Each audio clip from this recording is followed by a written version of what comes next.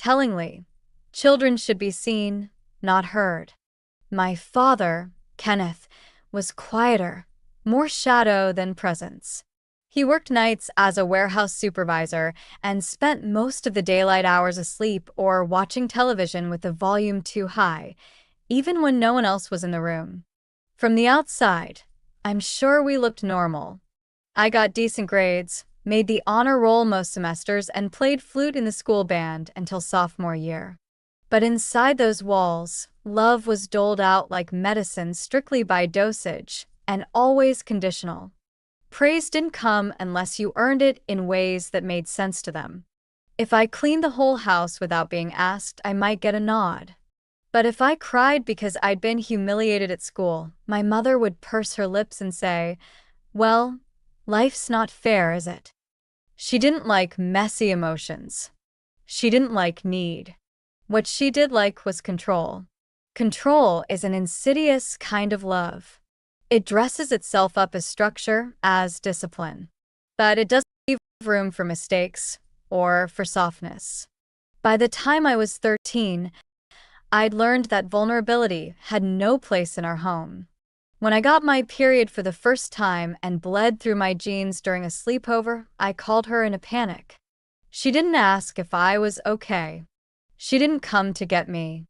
She just said, "You should have known better," and hung up.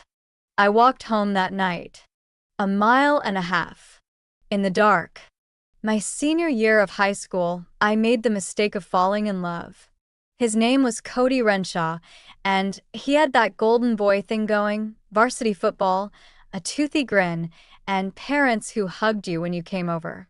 He wasn't my first kiss, but he was the first person who looked at me like I mattered when I wasn't doing something to earn it. We only lasted 6 months. My mother found a note he'd written me, sweet, harmless, something about wanting to build a life with me someday. She read it aloud at dinner like it was evidence in a trial. My father didn't look up from his plate. I sat there frozen while she recited the words in a sing-song voice, smiling like it was all just a joke. The next morning, my phone was gone from the kitchen counter. She told me if I wanted to act like an adult, I could live like one. That was her favorite line in those last months. If you want to act grown, be grown. I tried. God, I tried. I got a part-time job at the gas station on Route 9 and applied to every scholarship I could find. I worked until midnight some nights, still came home to curfews and cold dinners shoved into Tupperware on the bottom shelf of the fridge. I stopped talking back. I stopped asking for anything. I tiptoed through those final weeks like I was trying not to set off a bomb, but it didn't matter. They'd already decided I was a failure in progress. They were just waiting for a reason to call it official. The night they kicked me out, I'd come home 10 minutes past curfew. 10 minutes. No fight, no screaming. My mother met me at the door with her arms crossed and said, "You knew the rule." My name is Adeline Williams, and I was 18 years old when my parents packed my things into 2 trash bags and left them at the edge of the driveway. No hug, no tears, just a silent expectation that I would disappear. I still remember the hum of the cicadas, the way the air felt too thick for September, and how I kept checking my phone, half expecting someone to say this was some twisted mistake. But they didn't. They just stood on the porch, arms crossed, watching me buckle under the weight of everything they had decided I no longer deserved. If you've ever had the people who raised you throw you away like spoiled food, you already know the taste of it. It's not anger, not yet. First it's shame. Then it's something darker. Before I explain how I went from being discarded at 18 to buying my own home at 25, I want to know, where are you listening from? Have you ever been left to fend for yourself when all you wanted was to feel safe? Leave a comment if you've ever had to start over from nothing, or if you've ever built something beautiful out of the ashes someone else lit. I'm not here to tell you it was easy, but I am here to tell you what happened, because no one gets to rewrite this but me. I grew up in a place called Ridgetown, a little strip of middle America so small you could walk from the edge of one cornfield to the next and hit every major landmark in under an hour. Our house sat at the end of a narrow gravel road, a squat beige ranch with faded shutters and a porch swing that creaked like it was always mid-sigh. My mother, Angela, had this way of keeping the house spotless and joyless at the same time. Nothing personal hung on the walls, just framed needlepoints that said things like, "a place for everything," and, tellingly, "children should be seen, not heard." My father, Kenneth, was quieter, more shadow than presence.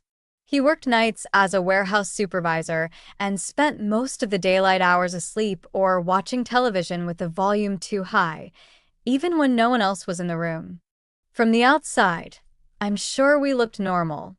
I got decent grades, made the honor roll most semesters, and played flute in the school band until sophomore year. But inside those walls, love was doled out like medicine, strictly by dosage, and always conditional. Praise didn't come unless you earned it in ways that made sense to them. If I cleaned the whole house without being asked, I might get a nod. But if I cried because I'd been humiliated at school, my mother would purse her lips and say, "Well, life's not fair, is it?" She didn't like messy emotions. She didn't like need. What she did like was control. Control is an insidious kind of love. It dresses itself up as structure, as discipline. But it doesn't leave room for mistakes or for softness. By the time I was 13, I'd learned that vulnerability had no place in our home. When I got my period for the first time and bled through my jeans during a sleepover, I called her in a panic. She didn't ask if I was okay. She didn't come to get me. She just said, "You should have known better," and hung up. I walked home that night, 1.5 miles, in the dark. My senior year of high school, I made the mistake of falling in love. His name was Cody Renshaw, and he had that golden boy thing going, varsity football, a toothy grin, and parents who hugged you when you came over. He wasn't my first kiss, but he was the first person who looked at me like I mattered when I wasn't doing something to earn it. We only lasted 6 months. My mother found a note he'd written me, sweet, harmless, something about wanting to build a life with me someday. She read it aloud at dinner like it was evidence in a trial. My father didn't look up from his plate. I sat there frozen while she recited the words in a sing-song voice, smiling like it was all just a joke. The next morning, my phone was gone from the kitchen counter. She told me if I wanted to act like an adult, I could live like one. That was her favorite line in those last months. If you want to act grown, be grown. I tried. God, I tried. I got a part-time job at the gas station on Route 9 and applied to every scholarship I could find. I worked until midnight some nights, still came home to curfews and cold dinners shoved into Tupperware on the bottom shelf of the fridge. I stopped talking back. I stopped asking for anything. I tiptoed through those final weeks like I was trying not to set off a bomb, but it didn't matter. They'd already decided I was a failure in progress. They were just waiting for a reason to call it official. The night they kicked me out, I'd come home 10 minutes past curfew. 10 minutes. There was no fight, no screaming.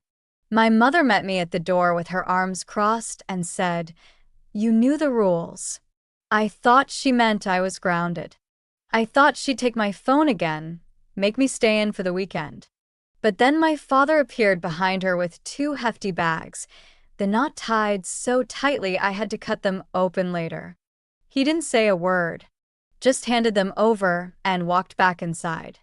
I stood there with my whole life in plastic bags, no car, no money, no plan. You think you'll say something in moments like that. Something powerful. Something that will make them regret it forever. But all I could do was whisper, "Why?" And my mother, calm, precise, unblinking, said, "Because we gave you 18 years. That's more than some people get." There's a certain silence that falls after cruelty. It's heavy. It sticks to your skin. I sat on the curb until morning, clutching those bags like they were life rafts and not the remains of a girlhood that never got to bloom. Eventually, a neighbor came out, an older woman named Mrs. Dorsey, who walked her dog at dawn. She saw me, paused, and said, "Your folks know you're out here?" I couldn't answer. I just looked at her, and something in my face must have struck her because she said, "Come on in. You can sit on the porch till it's light." I stayed there 2 nights. She gave me blankets, made me tea, asked no questions. On the third day, she handed me a crumpled envelope with $20 inside and the name of a shelter in Brookline. I hugged her so hard, I thought her ribs might crack. She just patted my back and said, "You're tougher than you think, sweetheart. You've got grit." Grit. I didn't know what that meant at the time. I thought it was just a nice way of saying, "You're alone now." But I'd learn. Over the next 7 years, I would learn exactly what grit looked like. I would live in places where the walls were so thin you could hear every sob through the drywall. I would eat canned soup for weeks at a time. Jobs that scraped away at my spirit until I couldn't remember what it felt like to want anything more than survival. But I never went back. Not once. I made a vow on that porch with Mrs. Dorsey's blanket around my shoulders. No one would ever get to throw me away again.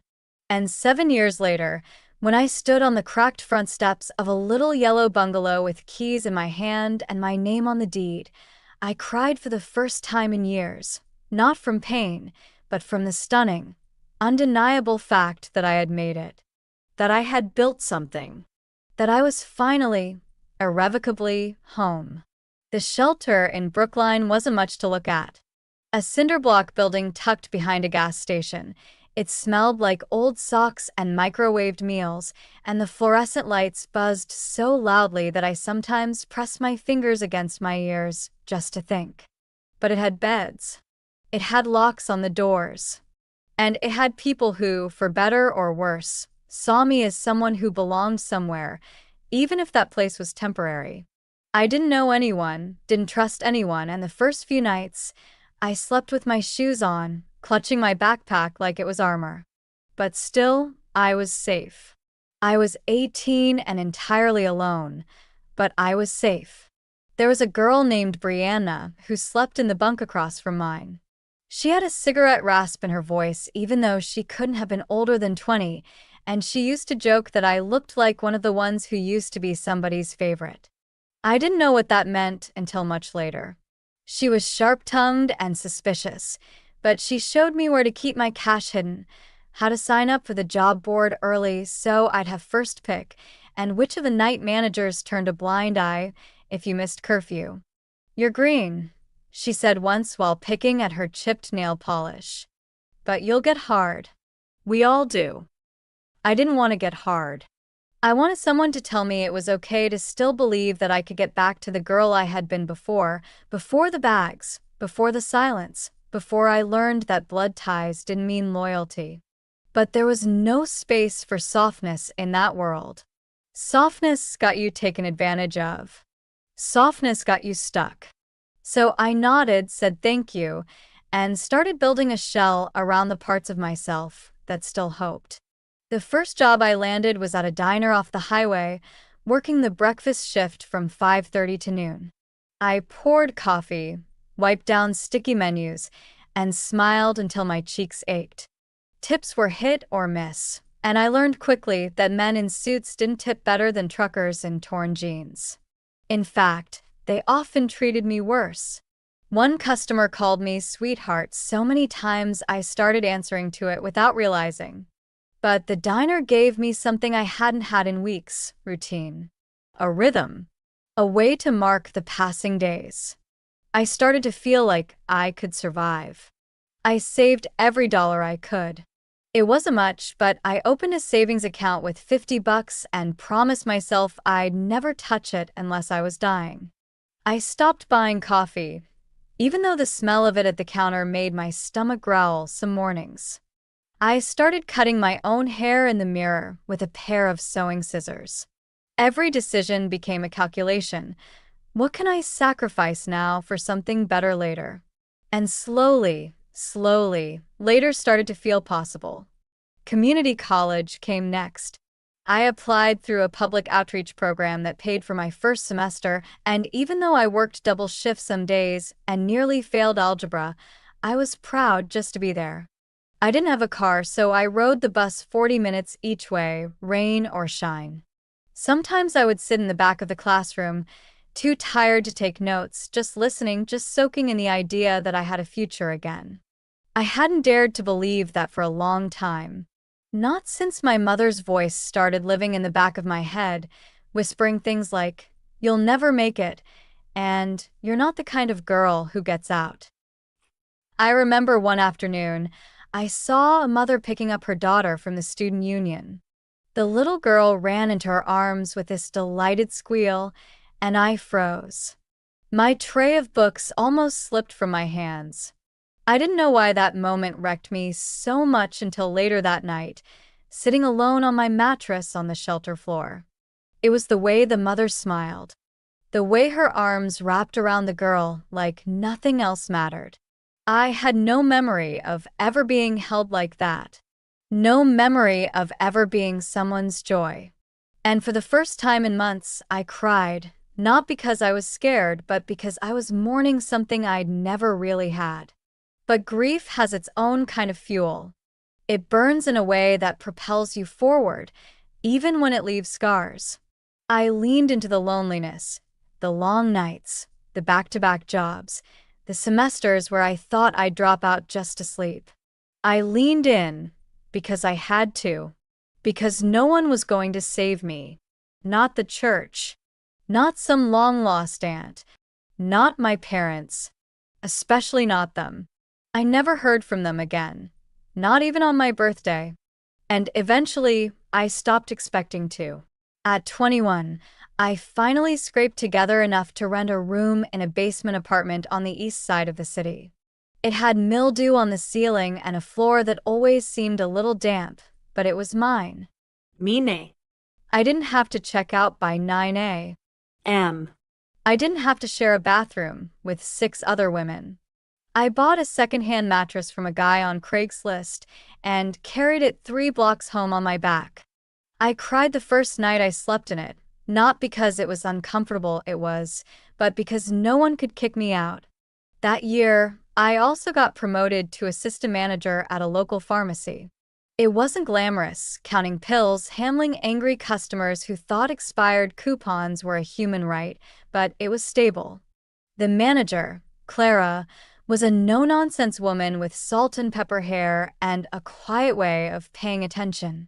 One night, after closing, she handed me a folder with information on a city homebuyers program. "You keep showing up," she said. "That means something. Look into it."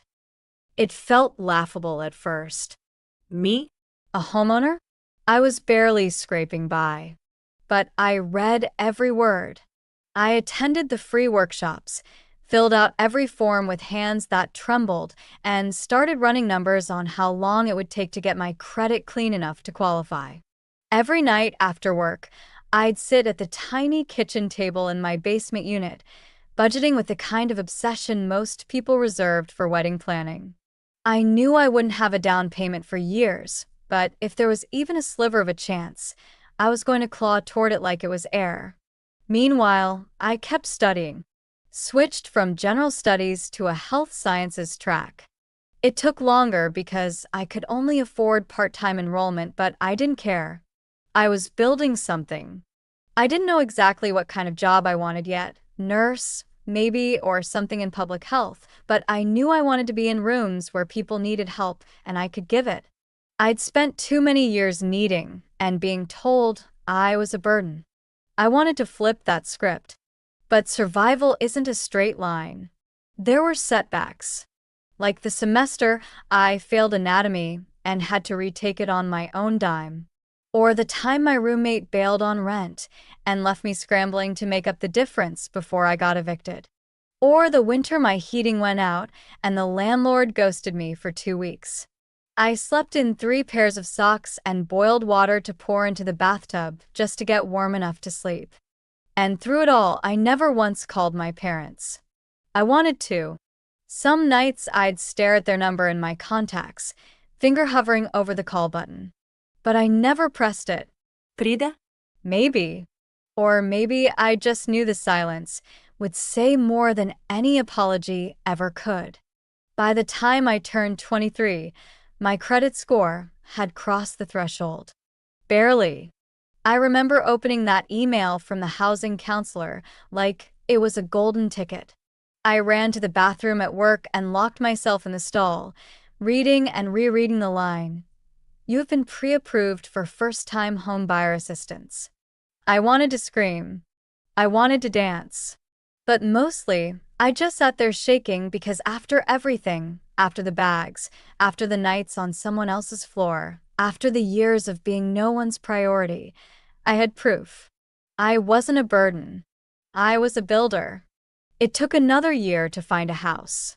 I visited over 24 places, each one smaller and shabbier than the last. But then I saw it, a crooked little bungalow with peeling yellow paint and a porch that leaned like it had seen too many storms. It wasn't pretty. Not yet. But it had bones. It had soul. And it had a "for sale by owner" sign that looked like a dare. I took it. I closed on the house just 2 months before my 25th birthday. No one came to the signing. No one took a photo or brought champagne. But I walked out of that office with keys in my hand and the kind of smile that comes from knowing no one can take it away. Not this time. Not ever again. I unlocked the front door, stepped inside, and whispered, "You're home, Addie." And for the first time in my life, it felt true.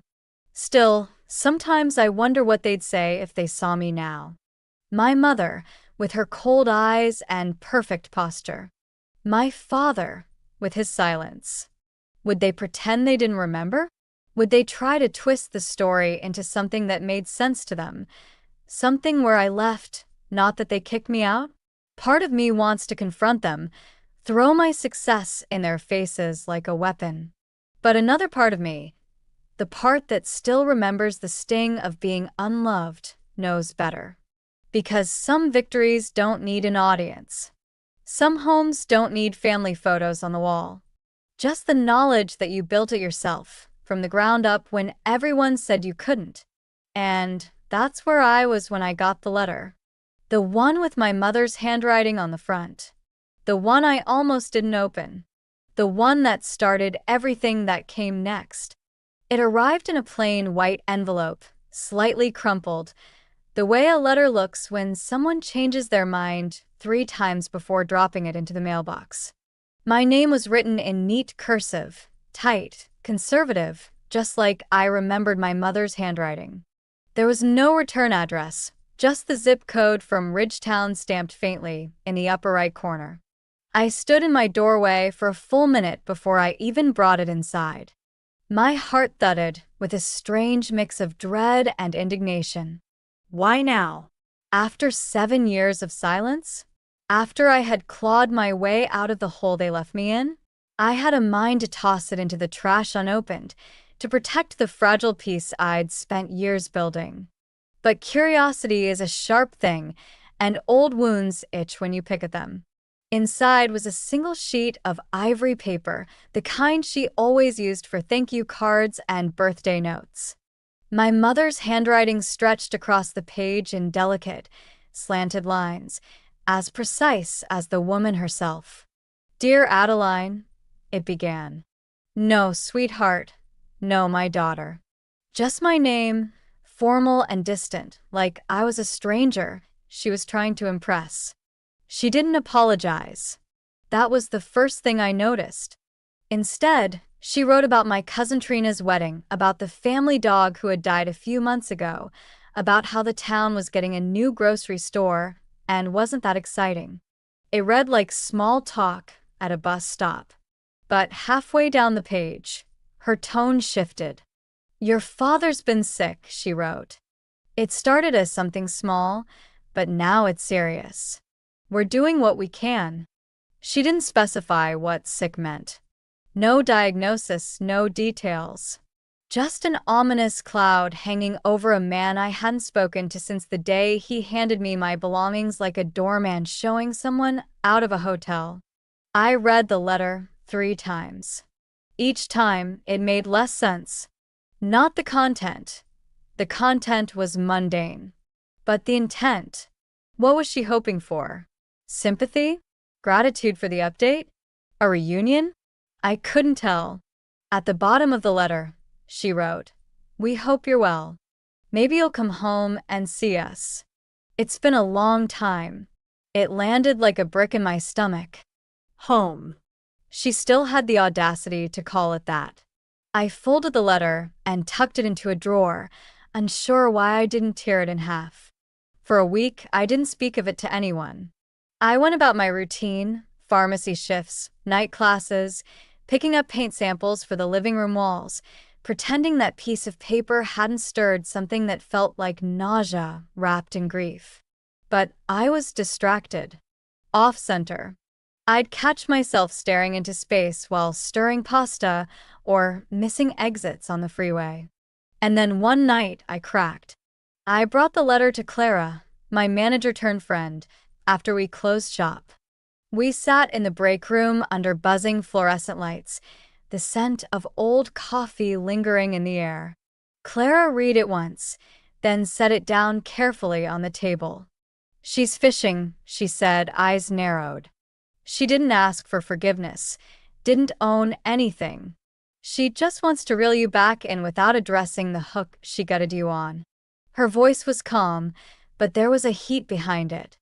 I nodded slowly. I had known it in my gut, but hearing it aloud made it real. "I just don't get it," I said. Why now? What does she want from me? Clara leaned back in her chair, folding her arms. Maybe she wants to feel better about herself. Maybe her father's really dying and guilt's creeping in. Or maybe she just doesn't like the idea that you've done okay without them. She paused. But don't mistake a letter for an apology, Addie. There's a big difference between missing someone and missing their control. Her words settled into me like stones. And yet, as much as I wanted to ignore it, the letter had cracked open a door I thought I'd nailed shut.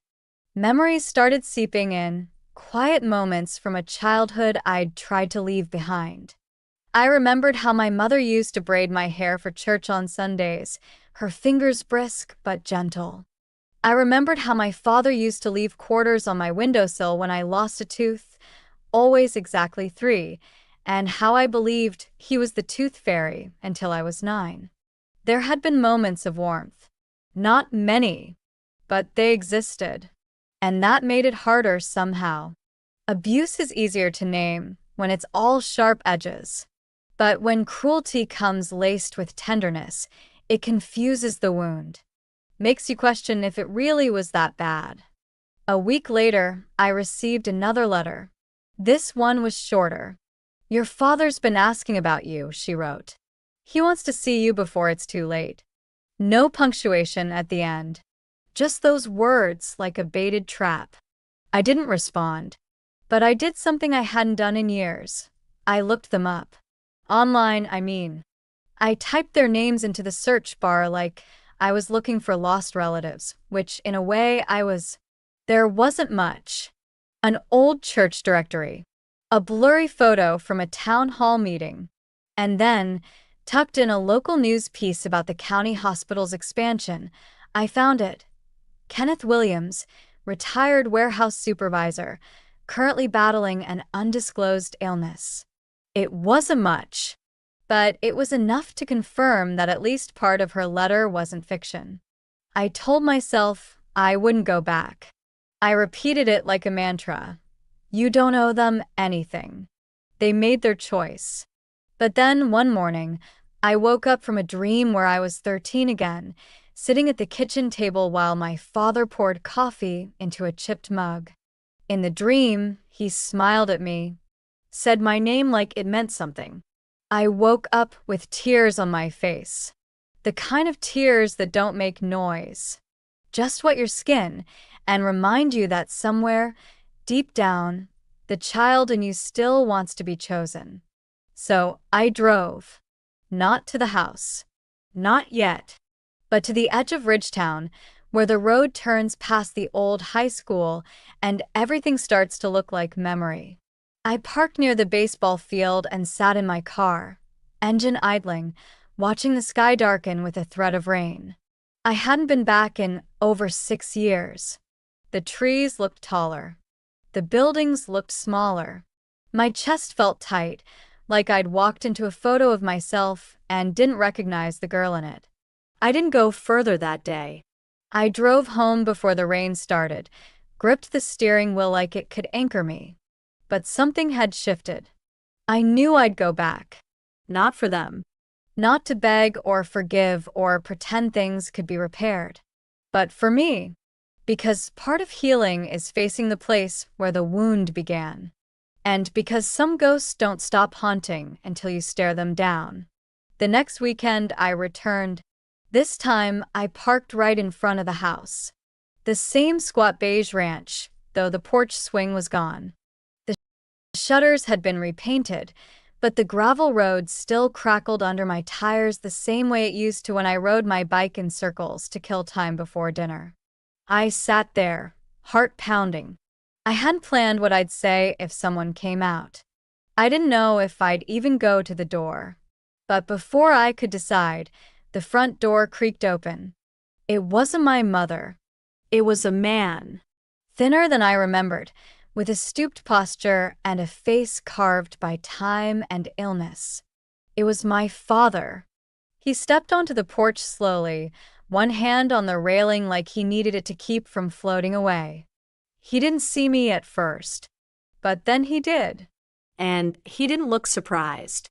He just nodded, like I'd finally arrived at a meeting we'd both been avoiding for years. I got out of the car. My legs felt like jelly, and the gravel shifted under my feet with each step. When I reached the porch, we stood in silence. I saw his eyes, once dull and indifferent, now watery and soft. His voice, when he finally spoke, was hoarse. "You came," he said. "I didn't say I'd stay," I replied. And with that, the past cracked open and the reckoning began.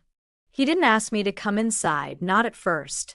Instead, he shifted to the side and sat slowly on the wooden bench, wincing as though the act of sitting required more strength than he had. I stood there for a moment, unsure of what to do with my hands or my breath. The air between us felt too full, thick with all the words we hadn't said for 7 years. Finally, I sat beside him, leaving just enough space for memory to wedge itself between us like a third presence. "You look older," he said without looking at me. I turned to him, narrowing my eyes. "Yeah, well, Getting kicked out tends to age a person." He nodded, slow and small, like he couldn't even pretend not to deserve that.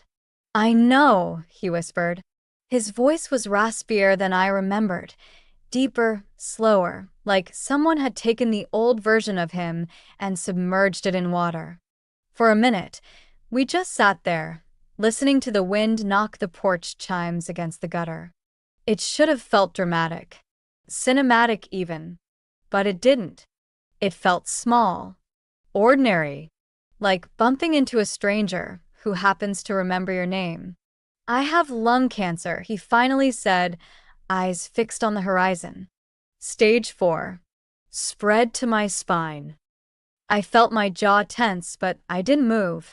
I didn't gasp or offer some kind of automatic sympathy. I didn't know what he wanted me to feel. More importantly, I didn't know what I wanted to feel. "I'm not here because of that," I said, trying to keep my voice even. "You don't get to toss me out like garbage and then call me back in just because you're dying." "I didn't call you," he said quietly. She did. I turned sharply. Then why didn't you stop her?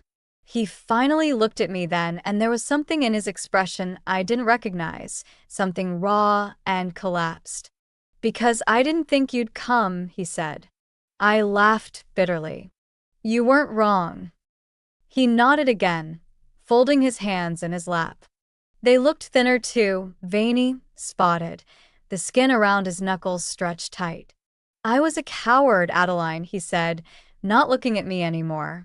I let her make the rules, and I followed them because it was easier than fighting. But it wasn't right. It wasn't right what we did to you. A part of me wanted to scream. Another part wanted to believe him. Both parts stayed quiet. Inside, the front door creaked open, and then I heard it, her voice. Kenneth, you shouldn't be out in this chill. Then silence. Her eyes met mine over the screen door, and her lips pressed into that same tight line I remembered so well. She didn't open the door all the way. She didn't smile, and she certainly didn't say my name. I see you got her letter, she said instead. I stood slowly, every nerve in my body buzzing like it remembered every cold breakfast, every door she slammed in my face, every lecture dressed as love. Yeah, I said. I got it. We stared at each other, the air between us brittle. For a moment, I saw the faintest flicker of something behind her eyes. Regret? Anger? Pride. I couldn't tell. She opened the door wider, but didn't move from the threshold. Do you want to come in? She asked, like we were acquaintances, not mother and daughter. No, I said flatly. Not today. A pause. Suit yourself. She turned and disappeared into the house, the screen door sighing closed behind her. I looked back at my father, who sat quietly, still staring out at the gravel road like it held all the answers he'd never asked for. I'm not here for her, I said. I know. I'm not even sure I'm here for you. He gave a slight nod. I just wanted you to know that I remember, that I regret it. All of it. I felt something shift then, not forgiveness, not exactly, but clarity. The kind that settles in your bones when the person who hurt you admits it without excuse. It wasn't enough, but it was something. We sat there another 10 minutes. Then I stood. I bought a house, I said abruptly, unsure why I even shared it. He looked up startled. You did. I nodded. At 25. On my own. No help. Something like pride flickered across his face. That's incredible, he said softly. You always were strong. I looked down at him, my father, frail, sunken, full of too late admissions, and I didn't feel triumph. I didn't feel vindication. I felt tired. I was just surviving, I said. But thanks. He smiled a little. Surviving is its own kind of strength. I turned to leave. As I stepped off the porch, he called out behind me, voice breaking like the end of a long-held breath. Addie. I stopped. If I don't see you again, I waited. I hope you know I did love you. I just didn't know how to show it. I didn't turn around. I couldn't. My voice trembled as I replied. Then I hope wherever you go next, you learn how. I got in my car and drove, this time not away from something, but toward the life I had built without them. I didn't cry. I didn't shake. I didn't feel triumphant. But for the first time in years, I felt unburdened, lighter. When I got home, I threw the second letter away. No drawer this time. No saving it for later. The door had been cracked open, but I didn't walk through it. I'd seen what I needed, heard what I didn't even know I'd needed to hear. And now I could close it on my terms. But the story didn't end there. Not even close. Because less than 2 weeks later, I got a call from a lawyer I'd never heard of. And that's when I realized my mother hadn't given up. She was just changing tactics. The voicemail was short, sterile, and as coldly impersonal as the woman who'd raised me. "Hello, Miss Williams. My name is Jeffrey Lamb, and I represent the estate of Kenneth and Angela Williams. I'm calling regarding a recent update to Mr. Williams's legal affairs. Please contact my office at your earliest convenience." There was no inflection, no urgency. But hearing those names again in the same breath, my father's and hers, sent something slicing through my chest that I couldn't quite name. I let the message sit for 3 days. I kept telling myself it was probably routine. Maybe some paperwork mistake, some final insult wrapped up in formalities. But deep down, a sliver of dread gnawed at the base of my spine. I kept going through the motions, opening the pharmacy every morning, restocking shelves, answering customer complaints with a trained smile. But every night, when the house was quiet and the walls creaked like they were remembering things I hadn't told them yet, my mind drifted back to that voicemail. On the 4th day, I called. Mr. Lamb's receptionist answered. Her voice was syrupy and practiced, the kind of tone meant to make you feel like everything was normal. "Mr. Lamb is expecting your call," she said, transferring me before I could ask what this was about. The line clicked. A pause. Then his voice came through, measured, pleasant, completely detached. "Miss Williams, thank you for returning my call." I stayed silent. "I understand this may be unexpected," he continued, undeterred, "but your father recently amended his will. As of 2 weeks ago, you've been named as the primary beneficiary of his estate." I blinked. What? "Your father's health has declined rapidly," he said, and I heard a faint sound in the background, papers rustling maybe. "He asked that the house and any remaining assets be transferred to you upon his passing." The house. That house. "I don't want it," I said quickly, bile rising in my throat. "Whatever guilt trip this is, I'm not interested." "It's not conditional, Mr. Lamb replied smoothly. "You're not required to take possession. But you are now the legal heir. If you choose to reject the inheritance, there's a formal process we can begin. However, there's something else." Of course there was. "Your mother is contesting the will." That stopped me cold. "She's what?" "She claims your father was not of sound mind when the amendment was made. She's filed a formal objection. There will be a hearing in 2 weeks." I was stunned into silence. My mother, the woman who told me at 18 that I had nothing coming to me, that I had gotten my 18 years and should be grateful for it. That same woman now wanted to argue, in court, that I wasn't entitled to a thing she'd actively ensured I never had? What does she even want? I asked, my voice cracking. According to her statement, Lamb said with a trace of distaste, "She is asserting that you manipulated your father during his vulnerable state, that your recent visit influenced him to make irrational decisions." I laughed, short and humorless. "I was on that porch for 20 minutes. Her case is weak," he said calmly, "but she is determined. If she wins, the house becomes part of her claim as surviving spouse. If you contest and win, it's yours outright." I sat down on the edge of the bed. My hand was trembling. "I don't even want the house. I have a house. A real one. One I built." "Understood," he said. "But your silence will forfeit the estate. And allow her to rewrite the ending." That last line landed like a punch.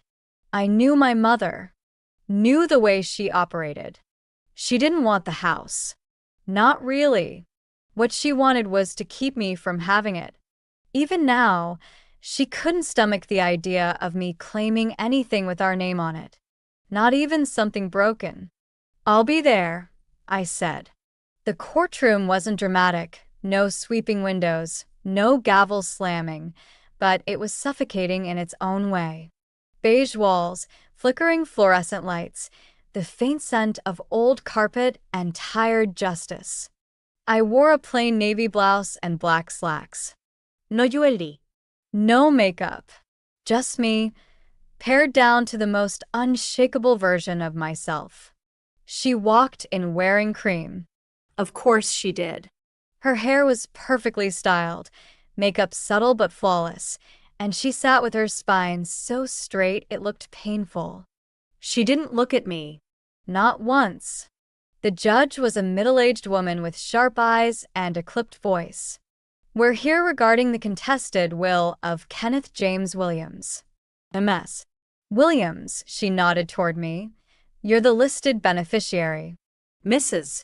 Williams, you're contesting that claim? Angela rose like she was at a church reading. Yes, Your Honor, she said calmly. My husband had recently undergone extensive medical treatment and was not thinking clearly. My daughter appeared, unannounced, after many years of absence. Days later, he changed the will. It's clear he was confused. I said nothing. I didn't need to. Lamb handled the facts. He presented the notarized will, the dates, the witness affidavits. He even had a statement from a hospice nurse confirming my father's lucidity the day he made the change. But none of that mattered to me in the moment. I was watching her, watching how she could sit there, lie so easily, pretend like she hadn't gutted her own child, and walked away whistling. When it was my turn to speak, the judge asked, "Would you like to respond?" I stood. My voice didn't shake. I didn't ask for the house. I didn't even know about the will. I went to see a dying man because, for some reason, I still needed to know if he remembered what he did to me. If he regretted it. That's it. The judge nodded. And if the will is upheld, I'll accept it, I said. Not because I want the house, but because I won't let her erase the truth. Angela didn't flinch, didn't blink, but I saw it, the flicker of rage in her throat, the way her hands curled around the edge of the table. The judge took it under review. We were dismissed. Outside, I didn't speak to her, but she followed me to the parking lot. "You're not owed this," she said sharply, stepping into my path. He was sick. He wasn't thinking. I turned to her, my voice low. He was thinking more clearly than you ever have. He finally did one thing right. Her lip curled. "You really think he meant it? That house was ours. We built it." I took a breath. No. You built a place where fear lived, where silence ruled.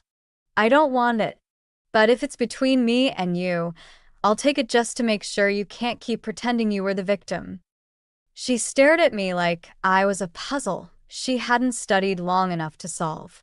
And then she said it, the thing that stripped away her carefully applied polish. "You should have stayed gone." I smiled, a small, bitter smile that didn't reach my eyes. "You should have thought about that before you sent the letter." I walked away. She didn't follow. 2 weeks later, I got the official ruling in the mail. The will stood. The house mine. Her challenge dismissed. I didn't celebrate. I didn't toast or dance or call anyone. I went to the little yellow bungalow I called home, curled up on the couch with a mug of tea, and sat in the quiet. Because I had won. And it didn't feel like victory. It felt like closure. Almost. The house stood just as I remembered it, quiet and squat, the shutters still newly painted in that dull forest green my mother used to swear was timeless. But now, the for sale sign had been taken down, and my name, was on every deed and record associated with it. I stood in the front yard, keys in hand, staring at the porch where my father had sat that last day, where he looked at me with eyes that finally understood what they'd done. The wind rustled the dry grass around my ankles, and for a moment, I just listened. No one was inside. No one was waiting to scold me for tracking dirt, or ask where I'd been, or suggest that maybe I was the reason everything felt cold. I walked through the front door, without ceremony. It creaked, naturally, but the hinges still worked. The house smelled like old carpet and dusted over memories, and though I expected it to feel like a tomb, it didn't.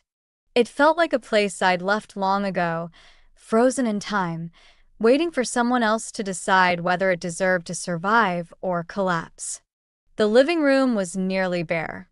Only the couch remained, the same lumpy brown monstrosity from my childhood that had once swallowed me whole during chicken pox and thunderstorms. I ran a hand along its worn fabric, tracing the groove where my father used to sit with a beer and the television volume so high it drowned out anything I might have needed to say. The coffee table was gone. So were the family photos, the ones she used to keep precisely aligned along the mantel as if any tilt might reveal the lies behind them. Upstairs, the air was different, staler, heavier, as if time had gathered in the corners and refused to leave. I paused outside what had once been my room. The door still bore the faint scratches from when I'd locked it for the first time at 16, and my mother had used a bobby pin to force it open. I pushed the door gently, half expecting to find relics of the girl I used to be, but there was nothing. Not even a nail on the wall. The room had been scrubbed of me long ago. And yet I wasn't angry, because this time I got to choose what stayed. The next morning I came back with tools. Not to move in, I never planned to live there, but to gut it. To tear out what they left behind. The carpets first, then the cracked linoleum in the kitchen, the rusted fixtures, the wallpaper in the hallway that peeled in strips like old skin. I worked alone, day by day, room by room. I didn't keep anything, not even the old rocking chair from the den that once lulled my father to sleep after long shifts. I stripped the house bare until it no longer felt like theirs. Until it was just walls, framing, and floors. Until it was ready to become something new. And that's what I made it, a women's shelter. It started as an idea, something soft and shapeless that took form late at night when I couldn't sleep. What if the house that had once made me feel worthless could do the opposite for someone else? What if the same roof that had loomed over me like a threat could offer shelter instead of silence? I ran the numbers, made the calls, filed the forms. And the more I pushed forward, the more the house seemed to shift with me, like it knew it was being redeemed. I named it Willow House. For the way willows bend without breaking. For the way they keep their roots even in the worst storms. When we opened 6 months later, I stood on that same porch and watched 3 women walk through the front door. One of them carried a little girl, maybe 5 or 6, with her hair in braids and wide, tired eyes. She clung to her mother's neck, the same way I had once clung to the idea of safety. As they crossed the threshold, the girl looked back and smiled at me, small, cautious, but real. And that's when I cried. Not for what I lost, not for what they never gave me, but for the fact that, somehow, I had turned all that pain into a place that could hold someone else. I didn't tell anyone what the house used to be. That wasn't the point. It wasn't about me anymore. It was about every woman who walked in with nowhere to go. Every young girl whose story might have started like mine, but didn't have to end there. Sometimes, though, I drive past my own home, the yellow bungalow with the porch swing I hung myself, the garden I planted with lavender and wild rosemary. And I think about that 18-year-old girl with her belongings in trash bags, standing on a driveway in Ridgetown, trying not to cry in front of people who had already decided she was disposable. She didn't know she'd own 2 houses by 25. She didn't know one of them would save lives. She didn't know she'd stop chasing the word daughter and start building the word home from scratch. But I do. And if you're still listening, if you've made it this far, maybe there's something in this for you too. Maybe you've been thrown away. Maybe you're standing at the edge of everything you used to call love, wondering if survival counts for anything. Let me be clear, it does. So if you've built something no one ever believed you could, or if you're just beginning, drop a comment below. Share this story with someone who needs it. Someone who doesn't yet know that what broke you once can become the very thing that sets someone else free. Thank you for listening to my story. My name is Evelyn Harris, and I was 34 years old when I found out the man I loved had stolen not just my trust, but my identity. I learned about the loan the same week we were supposed to finalize the wedding venue. Only by then, the wedding had already been canceled, and everything I thought I knew about our relationship unraveled like a cheap ribbon in the wind. He said love meant trust. I didn't realize that to him, trust was just another way of saying access. Access to my credit history, my social security number, and eventually my freedom. If you've ever had someone you trusted turn around and use that trust like a weapon, you'll understand why I'm telling this story. Let me know where you're reading from and hit like and subscribe if you've ever found yourself blindsided by someone who claimed to love you. Before I explain how it all came to this, I need to start from the beginning, before the man, before the money, before the rot that lived quietly beneath our relationship ever surfaced. I grew up in a small suburb outside of Raleigh, North Carolina, in a neighborhood where everyone knew each other by name, and privacy was more of a polite fiction than a right. My parents, David and Michelle Harris, were the kind of couple who still slow danced in the kitchen on weeknights and argued about the right way to fold laundry. I was an only child, and for most of my life, I was told I was loved. Told, not shown.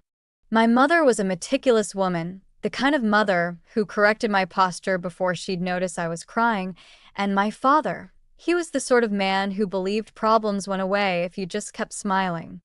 Our house was neat, our lives were outwardly calm, but behind closed doors, love was earned, measured in achievements and good behavior, not given freely.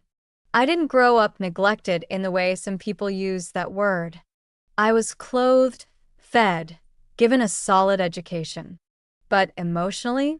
Emotionally, I learned early that the safest way to survive was to be useful, agreeable, predictable. College was my first escape. I left for UNC Chapel Hill with a scholarship and the kind of ambition that makes you feel both powerful and completely hollow inside. I studied accounting, not because I loved it, but because I was good at it, and being good at things was how I made myself visible in a world where affection was conditional. I didn't party much. I didn't date much, either. I kept my head down, graduated early, and had a job at a mid-sized firm by the time I was 23. My colleagues called me efficient, dependable, the glue of every project. What they didn't know was that I only knew how to survive by being needed. I wasn't proud of how invisible I let myself become, but it felt safer than disappointing anyone. I lived in a tidy one-bedroom apartment, paid my bills on time, and hosted my parents for dinner every other Sunday like clockwork. By the time I turned 30, I had a 780 credit score, a 401k I barely looked at, and a loneliness I couldn't quite name but carried everywhere like a locked purse. I met Colin Langford at a fundraiser for a local animal rescue organization. He was a friend of a friend, the kind of man who walked into a room like he belonged there and made you feel like maybe you did too. He was warm, charming, 5 years older than me, and made a living as an independent contractor in the home renovation space. He complimented my blouse within 5 minutes of meeting me, and by the end of the night, he had asked for my number in a way that felt refreshingly direct but not pushy. It had been so long since anyone looked at me like that, like I wasn't just functional but fascinating, that I said yes without hesitation. Our first date was a week later. a modest Italian restaurant where he ordered wine for both of us and talked about his work with a kind of passion that made me envious. He spoke like he believed in things, craftsmanship, trust, the value of hard work. Things I told myself I believed in too, even though deep down, I wasn't sure I believed in anything anymore. When the check came, he didn't let me touch it. "I've got you," he said, with a confident grin. And for once, I let someone else carry the weight, even if just for the night. For the next 2 years, Colin and I built a relationship that, on paper, seemed solid. He moved into my apartment after 8 months, claiming his lease was up and the market was bad. He always promised he'd contribute more once his next contract came through, but in the meantime, I didn't mind covering a few bills. I told myself this was what building a life together looked like: mutual support, shared burdens. He was attentive in ways I wasn't used to. He noticed when I was tired, made coffee before I got up, ran errands without being asked. He remembered little things: how I liked my eggs, the name of the woman in payroll who always gave me grief. I mistook all of that for intimacy. I didn't see, or maybe didn't want to see, the way he steered conversations away from his finances, the way his phone always seemed to be face down, the growing number of excuses about delayed payments and bounce checks. He was charismatic in a way that made you question your own judgment. Whenever I gently brought up money, he'd pull me in for a kiss and say, "Don't you trust me?" And I did. Or I wanted to. The proposal came on my birthday. We were in Charleston for the weekend, my idea, but he'd handled the booking. He took me to dinner at a rooftop restaurant overlooking the harbor, and just as the sun dipped below the waterline, he pulled out a modest, vintage ring and asked me to marry him. I said yes through tears, not because I was overwhelmed with joy, but because for the first time in a very long time, someone had chosen me. I called my parents from the hotel room that night. My mother said, "Well, it's about time," and my father chuckled in the background. That was the extent of their reaction. No questions about Colin, no warmth, just a checkbox ticked off. I tried not to let it bother me. After all, I wasn't marrying them. I was marrying the man who held me close at night and whispered, "I've got you always." I believed him. I didn't know then that the ring had been financed. I didn't know that the hotel we stayed at charged my card after his was declined. I didn't realize the man I was building a future with was already using my name in ways I hadn't approved, that he'd applied for an online line of credit under my social security number to help cover some renovations on a rental property that never existed. All I knew then was that I was engaged, and for the first time, I felt like I was on the path I'd worked so hard for: marriage, a shared life, stability. I had no idea how close I was to losing everything. And still, I smiled through the engagement photo shoot. I sent save the dates. I helped him build a business website. I did all the things a supportive partner is supposed to do, unaware that the entire time, the ground beneath me was rotting. I told myself the red flags were just stress, temporary, growing pains. But deep down, I think part of me already knew something wasn't right. I just didn't want to believe it. I'd spent my whole life being careful, and still, I ended up with a man who treated my trust like currency.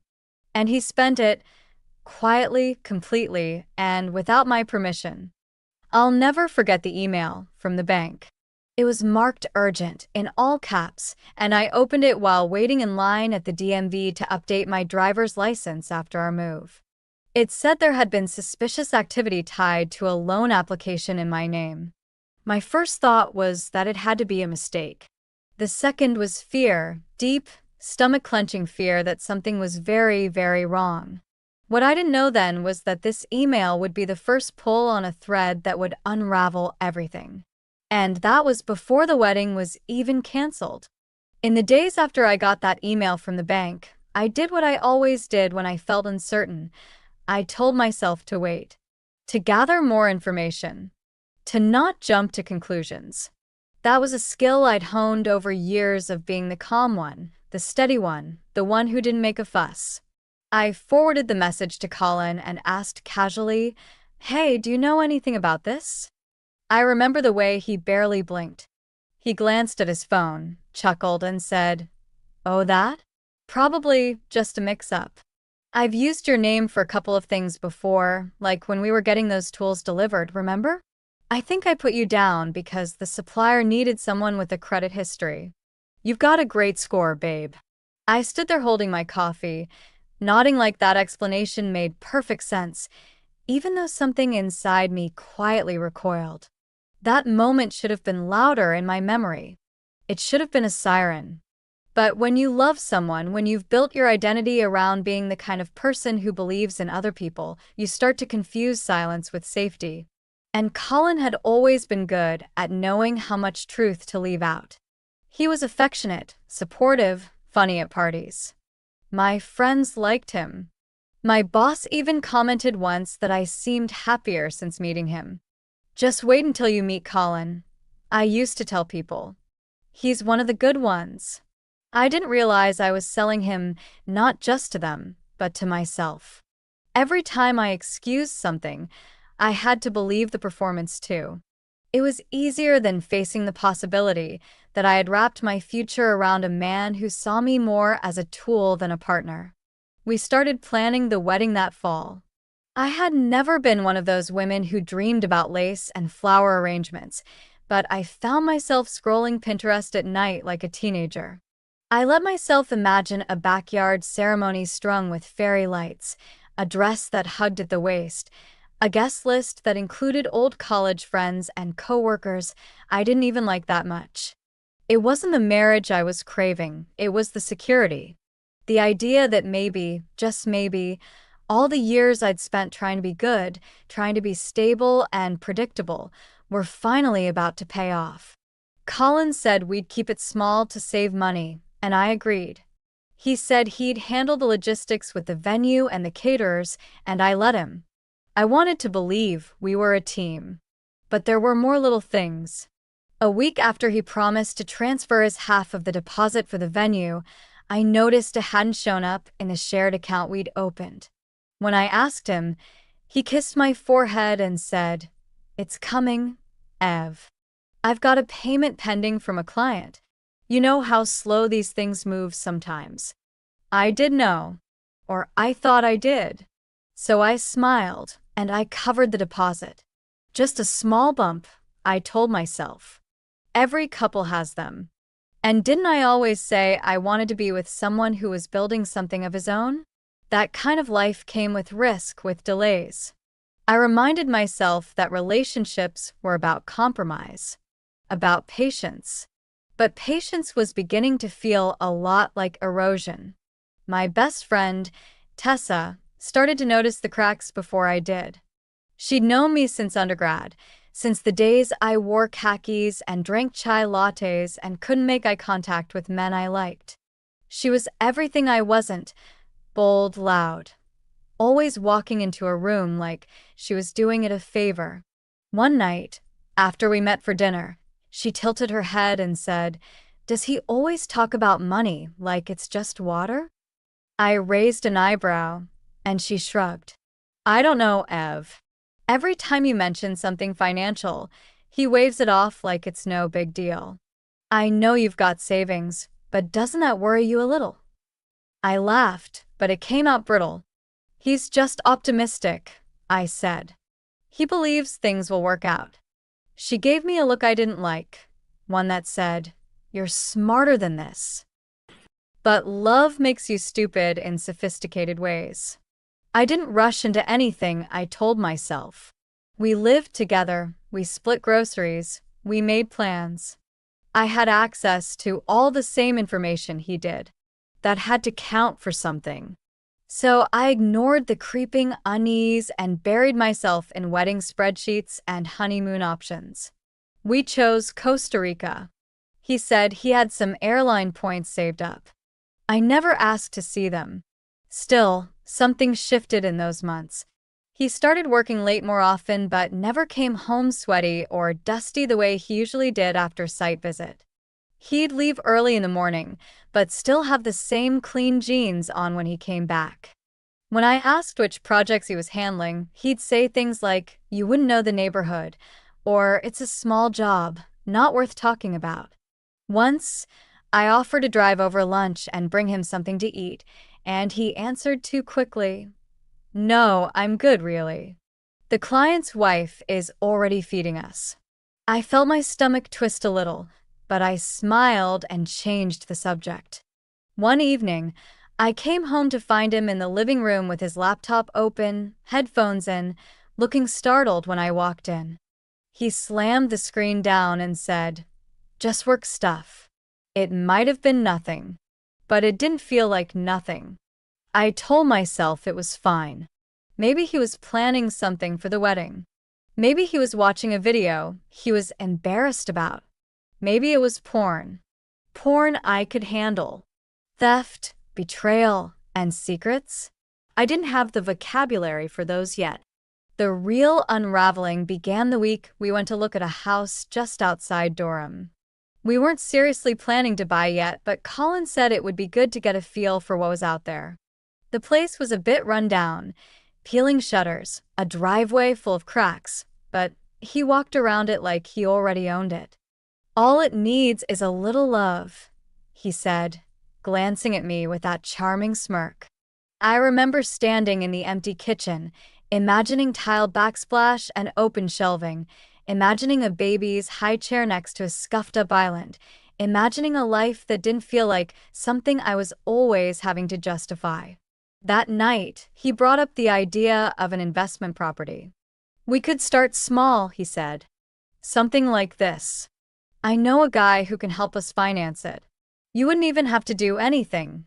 It'd be in your name for the paperwork, but I'd handle all the work. We split the profits 50-50. I hesitated.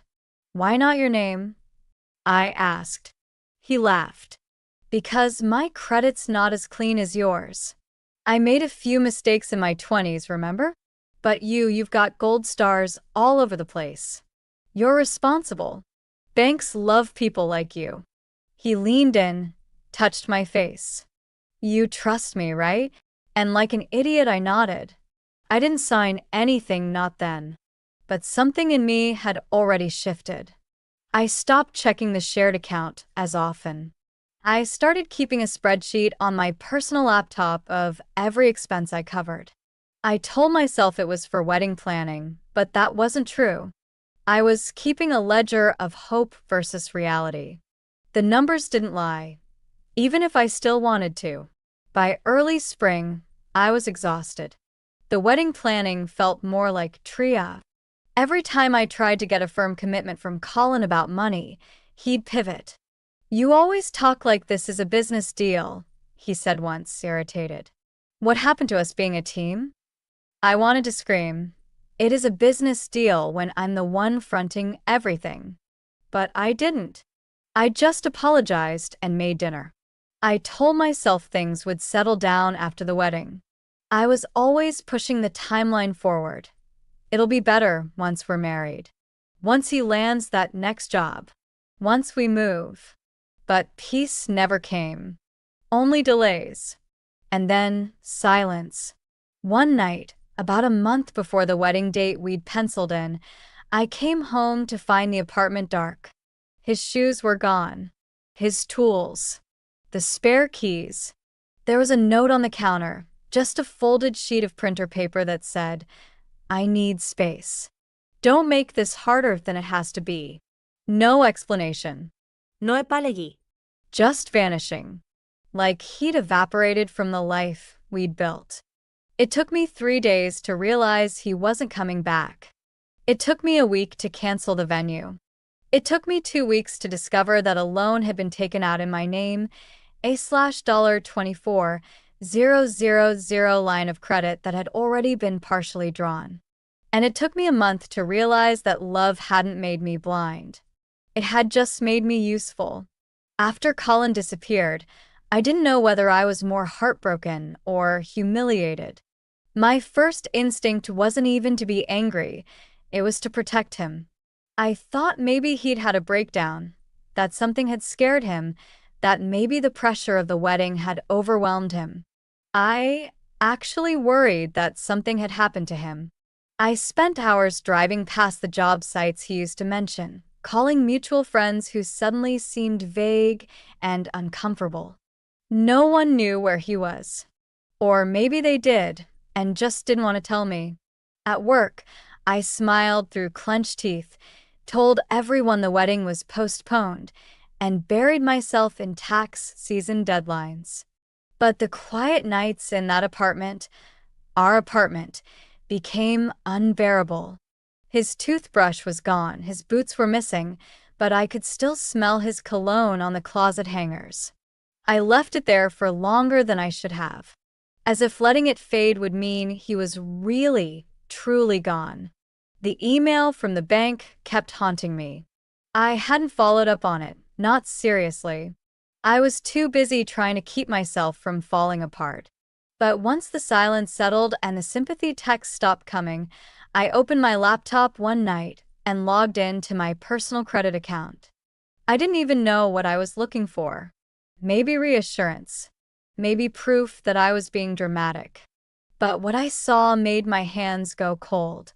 There, listed in neat, sterile rows, was a personal loan account I had never applied for, originated 6 weeks earlier, approved with my social security number, using an email address that looked almost like mine but had a single character off. The lender wasn't one I recognized, but the debt was real. $24,000 already $7,000 drawn, and all of it under my name. My stomach turned. I sat there staring at the screen, willing the numbers to rearrange themselves. They didn't. I thought maybe it was identity theft. That's what I told myself. Maybe someone hacked my information. Maybe it had nothing to do with Colin. But denial has a short shelf life. I dug deeper, clicking through statements, checking mailing addresses and contact information. And then I saw it, a phone number listed under the application. It wasn't mine, but I knew it. I dialed it 100 times. It was Colin's. That was the moment everything inside me hardened. I wasn't heartbroken anymore. I was furious. I didn't cry. I didn't scream. I opened a spreadsheet and began documenting everything. Every date. Every transaction. Every receipt from the last 6 months. I called the lender pretending to verify my own application and asked where the funds had been transferred. A small online bank, one I'd never used. I requested records. I spent hours filing reports with the FTC, the police, and the credit bureau. The detective assigned to my case sounded tired before I'd even finished explaining. Technically, if you were living together and you gave him access to your personal information willingly at any point, it's going to be hard to prove fraud, he said. I could hear him shrugging through the phone. It gets messy with relationships. I've seen worse. Sorry. Worse. That word stuck with me. Worse than being financially violated by someone you loved? Worse than waking up one morning and realizing the man you were supposed to marry had built a future on your name like scaffolding? Maybe so. But that didn't make this any less real. Or any less cruel. I started calling his friends again, people we'd gone to dinner with, double dates, Sunday brunches. One by one, they ducked my calls or offered hollow versions of "I haven't seen him either." But one, a guy named Travis I'd only met twice, finally cracked. "Look, Evelyn, he told us you knew," he said, his voice cautious. "About the loan. That it was a joint thing. He said you'd agreed to help him get back on his feet until the business stabilized. He made it sound like it was all part of the plan." My throat went dry. "Did he tell you he left me?" There was a pause. "He said you called it off. That you freaked out and kicked him out." I wanted to laugh. I wanted to punch something. But mostly I just felt small. In that moment, I realized I wasn't just dealing with a betrayal. I was dealing with a story, one he'd already told. One where I was the unreasonable fiancé, the unstable partner who panicked when things got tough. He was spinning the narrative, planting seeds of doubt, so by the time I told the truth, it would sound like damage control. It was brilliant in the most revolting way. And it worked because no one was calling to ask me what had happened. They'd already heard his version. What terrified me wasn't just that he'd done it. It was how smoothly he'd executed it. How easy it must have been for him to lie with that same warm voice he used to tell me he loved me. How methodically he had worn down my instincts until I stopped questioning red flags because they were coming from someone who held my hand and kissed my forehead and said he'd always protect me. I wasn't just angry. I was ashamed. Ashamed that I, a woman who managed multimillion-dollar accounts at work, had been conned in my own home. Ashamed that I had defended him to Tessa, to my parents, to myself. When I finally told my mother what had happened, she barely reacted. "I always thought he was too slick," she said, as if that were comfort. My father added, "Next time, maybe don't combine your finances before marriage." I wanted to scream. Next time? There wasn't going to be a next time. I wasn't looking for advice. I was looking for someone to say, "You didn't deserve this." But no one did. Not really. Tessa came closest. She brought over wine and takeout and sat beside me on the couch while I sobbed. "You are trying to build a life," she said. He was trying to borrow one. Her words stuck to me. I started writing them on post-it notes and sticking them to my bathroom mirror. You were trying to build a life. He was trying to borrow one. I repeated them like scripture when I felt the weight of the debt on my chest, when the bank froze my checking account for a transaction I hadn't made, when the collection agency left a message asking for payment and used a tone like I was the criminal. I didn't know where he was, but I wanted to find him. It wasn't about revenge, at least not entirely. It was about truth, about having the chance to look him in the eye and ask one question: was any of it ever real? I tracked down his mother's address from an old Christmas card he'd forgotten to throw away. She lived 2 towns over. I drove there on a gray Saturday morning and parked across the street. I didn't even know what I was planning to do. Just see if he was there? Confront her? Demand answers? A woman opened the door after I rang. She was shorter than I remembered, hair pulled into a no-nonsense ponytail. She blinked at me like she almost recognized me, but not quite. "I'm Evelyn," I said. "Colin's fiancée." Her face changed. Subtle. Guarded. "Ex-fiancé," she said gently. I nodded. She sighed and stepped outside, closing the door behind her. "I don't know where he is," she said. "And if I did, I probably wouldn't tell you." I blinked, stunned. He took out a loan in my name. He vanished. "Don't you care what he's done?" She crossed her arms. "Do you think this is the first time?" she said. "He's done things like this before. To other people. He's charming, but he's a user. I warned him not to drag you into it." Her words hit like a slap. "You knew?" She nodded, not proudly. "I told him to stop. I told him not to touch you. You seemed decent. But he doesn't listen." I felt sick.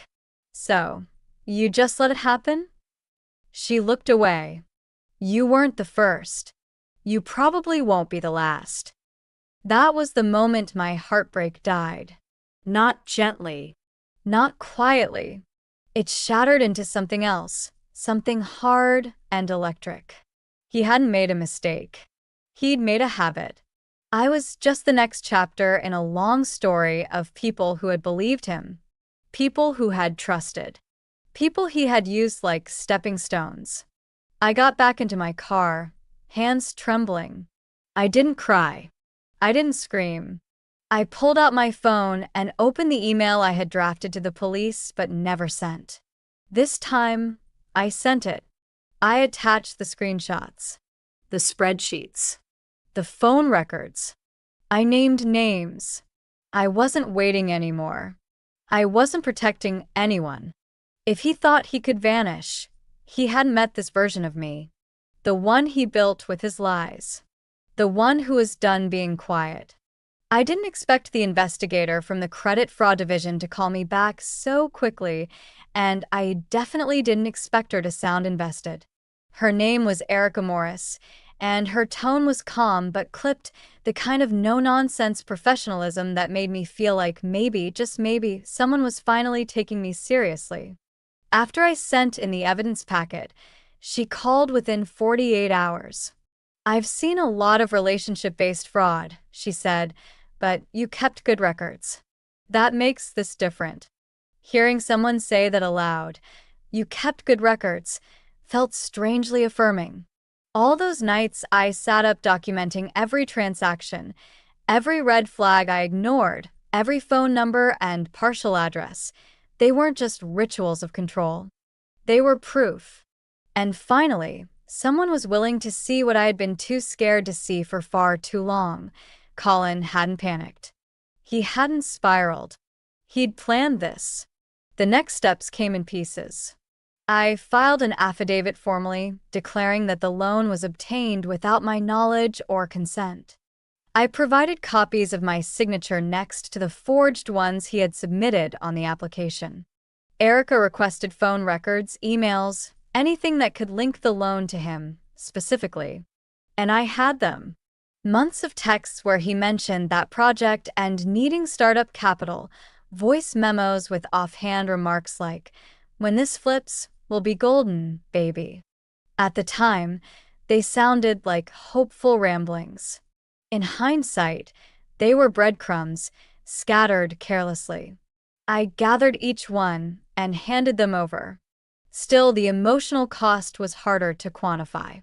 There's no form to file for a future that never happened.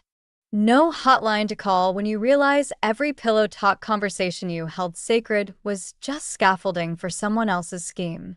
I would wake in the middle of the night and reach across the bed, not because I missed him. God, no. But because my body hadn't caught up with the truth yet. The worst betrayals aren't loud. They're quiet. They stain the routines of your life so completely that even after the person is gone, you feel them in the muscle memory of mourning. A few weeks after I filed everything, I received a message through LinkedIn from a woman I didn't know. Her name was Amber Connolly, and her profile picture showed her sitting in a sunlit office, holding a mug with a golden rim. "Hi Evelyn," the message began. "I hope this isn't intrusive. I believe we may have both been involved with the same man. His name is Colin Langford. Can we talk?" I stared at the screen for a long time before replying. When I finally agreed to speak with her, it was under the condition that we'd meet in public. I chose a quiet cafe near downtown, the kind of place where no one asked questions if you lingered too long over one cup of coffee. Amber was already there when I arrived. She stood up when she saw me, her expression uncertain, but not unfriendly. "I'm sorry," she said before I even sat down. I didn't know who else to contact. As it turned out, she and Colin had dated a few years earlier. Her story was disturbingly familiar. They met through mutual friends. He charmed her quickly, moved in within months. Promised to build something together. He borrowed money for a business opportunity, then vanished. She hadn't filed charges. She'd been too embarrassed, and the financial loss, while painful, wasn't as extensive as mine. "But I knew," she said, her voice tight with regret. "I knew when I saw your engagement photos on social media that it was going to happen again." My blood ran cold. "You saw them?" Why didn't you warn me? Amber's eyes filled with tears. "Because I thought maybe I was wrong. I didn't want to ruin something if it was real. And part of me was afraid you wouldn't believe me." I didn't have the heart to tell her that she might have been right, that I probably wouldn't have believed her. That even when I'd had the truth staring me in the face, I still clung to the fantasy of who I thought he was. Because the truth, that I had been completely, willingly deceived, was too much to carry all at once. Amber gave me something I hadn't realized I needed: validation. Proof that I wasn't uniquely naive, just his next opportunity. We agreed to share information. She forwarded me old texts, photos, receipts, things that could help support my case. One message stood out. It was a screenshot of a text he'd sent her during their relationship, one I recognized almost word for word. Dash, I've got you. Always. He recycled lines. Like scripts. Like I was just another role he was playing. With Amber's help, Erica's investigation deepened. There were enough patterns to raise flags, and it turned out I wasn't the only one who had reported suspicious activity involving Colin's name. Another report had come in from a hardware supplier who claimed Colin had opened an account under a fake business name and never paid the invoice. He was building a paper trail of fraud, and I wasn't his first stop or his last. The breakthrough came through a stroke of dumb luck. One of Erica's contacts at a small credit union flagged a transaction made using a debit card tied to the loan account. It had been used at a gas station in Wilmington, North Carolina, just 2 days earlier. Wilmington, 3 hours away. But it was something. A direction. I made a decision I didn't tell anyone about. I took a day off work, packed a small overnight bag, and drove there myself. I told Tessa I needed space, that I was going to the mountains. She didn't question it. I wasn't looking for confrontation.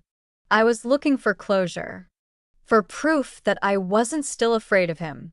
That I could stand in the same room with the man who tried to steal my life and walk away stronger. Wilmington was gray and damp the day I arrived. I drove around for hours, scanning the streets, stopping into hardware stores, coffee shops, anywhere he might be. It felt hopeless. Delusional, even. But just as I was about to give up, I saw him. He was standing outside a rental property office, chatting with a woman at the front desk. Wearing the same olive green jacket he used to hang on our coat rack. Laughing. Easy. As if he hadn't hollowed out my life and walked away without a scratch. I parked across the street and stared, my hands trembling against the steering wheel. For a moment, I didn't recognize him. The man in front of me wasn't the man I'd loved. He was the version of Colin he wore for strangers. Polished. Relaxed. Unburdened. I didn't go inside. I sat there and stared until he looked up and saw me. His face changed. Not immediately, but something flickered. Recognition. Then discomfort.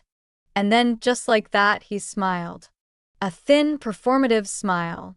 He walked out the door and started toward my car, his hands in his pockets, like we were old friends. "Well," he said, stopping just shy of my window. "Long time, huh?" I stepped out of the car slowly. My voice was even. "You stole from me." He shrugged, like it was a parking ticket. "You helped me. Don't rewrite it now." I took a step closer. "I didn't consent. I never agreed to a loan. You forged my signature, Colin." His eyes narrowed. "You're really doing this? Going full victim?" Something inside me snapped. "No, I'm going full witness. You committed fraud. You left me with debt. You lied to everyone. I have a case against you, and I'm not stopping." He smirked, but his eyes shifted nervously. "You can't prove anything." "I already have," I said. "You're not just a mistake I made. You're a crime I reported." He tried to speak again, but I didn't let him. I got back in my car, locked the doors, and drove away without looking back. My hands were shaking, but my chest felt lighter than it had in months. I didn't need to win that moment. I just needed to own it, to reclaim a piece of myself. By the time I got home, there was already an update in my email inbox. The fraud investigation had formally escalated. The lender had flagged the loan. The account was frozen pending legal proceedings. It would take time, but I was no longer alone in this. The machine was finally grinding into motion, and Colin, for once, had nowhere left to hide. That night, I threw out the last box of his things, the one I'd been too cowardly to touch. Inside were receipts, business cards, and a worn hoodie I used to sleep in. I didn't cry. I didn't say goodbye. I opened my balcony door, lit a match, and watched it all burn in a metal bin, the flames rising as the last remnants of who I thought he was curled into smoke. He used my name to build his lie. Now I was using mine to burn it down. The next few weeks unfolded in a haze of paperwork, court dates, and quiet fury. I found myself living in a liminal state between survival and revenge. Not the kind of revenge people imagine when they picture scorched earth vindication, but the slow, methodical kind. I wasn't slashing tires or sending cryptic emails. I was showing up to every legal appointment with a folder full of documentation, every timeline crisp, every signature compared, every discrepancy highlighted. I became the kind of woman who double-checked the locks, memorized bank routing numbers, and slept with her phone under her pillow. Not because I was scared, but because I was ready. Colin didn't contact me after Wilmington. No apology, no half-baked explanation, no attempt to manipulate me back into his orbit. It was like he knew the clock had finally run out on whatever spell he'd been casting for years. And that silence, strangely enough, was what hurt the most. Because it proved that everything had been transactional to him. I wasn't a person. I was a phase. A bridge. A tool. And now that I had broken my usefulness, I wasn't even worth his attention. The criminal case moved slowly, as they always do. Erica kept me updated, sometimes by email, sometimes by phone. She was sharp and efficient, but not cold, one of the rare women who managed to navigate the system with both competence and compassion. "We've submitted everything to the local DA," she said during one call, "and they're pursuing charges for wire fraud, identity theft, and forgery. You'll likely be called to testify." I nodded even though she couldn't see me. "Good," I said. "I want to look him in the eyes when he hears the verdict." It felt surreal, hearing those words applied to my life. Identity theft dash, fraud dash, testify. I kept waiting to feel like the kind of woman this sort of thing happens to, but I never did. I still felt like Evelyn Harris, the predictable woman who packed her lunch every day and always answered emails within 24 hours. And maybe that's the most dangerous part of what Colin did. Not that he emptied my bank account, but that he cracked the shell of who I believed myself to be. He forced me to see that stability doesn't protect you from chaos. Sometimes it attracts it.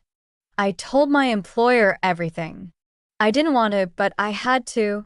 My credit score had taken a hit, and I couldn't risk them hearing about it through a background check or a gossip chain. I sat in my manager's office and laid it all out, my hands folded tightly in my lap. To my surprise, she didn't blink. "You've always been reliable," she said, "and this doesn't change that. Take whatever time you need." It was the first time in months I cried out of relief instead of grief. Tessa, for all her bluntness, became my rock. She started coming over on Sunday nights, the day that used to be for family dinners with my parents. We'd eat Chinese takeout, drink cheap wine, and rewatch old crime documentaries like we were studying them for clues. "You could have gone into law enforcement," she joked once. "Honestly, Ev, I've never seen you so focused." I smiled into my wineglass. "I don't think it's focus," I said. "I think it's fury, finally having somewhere to go." Colin's arrest came 3 months after our encounter in Wilmington. It didn't make the news, too small of a case, too common of a crime, but it made its way through our social circle. I started getting texts from people who had ghosted me after the wedding was canceled. Half-hearted apologies, feigned shock, some even pretending they'd always had a bad feeling about him.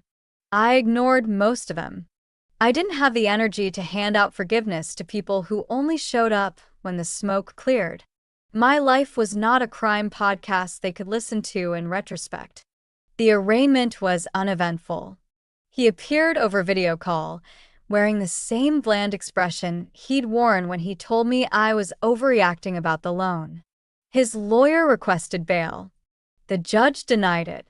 And that, finally, felt like something, accountability, however small.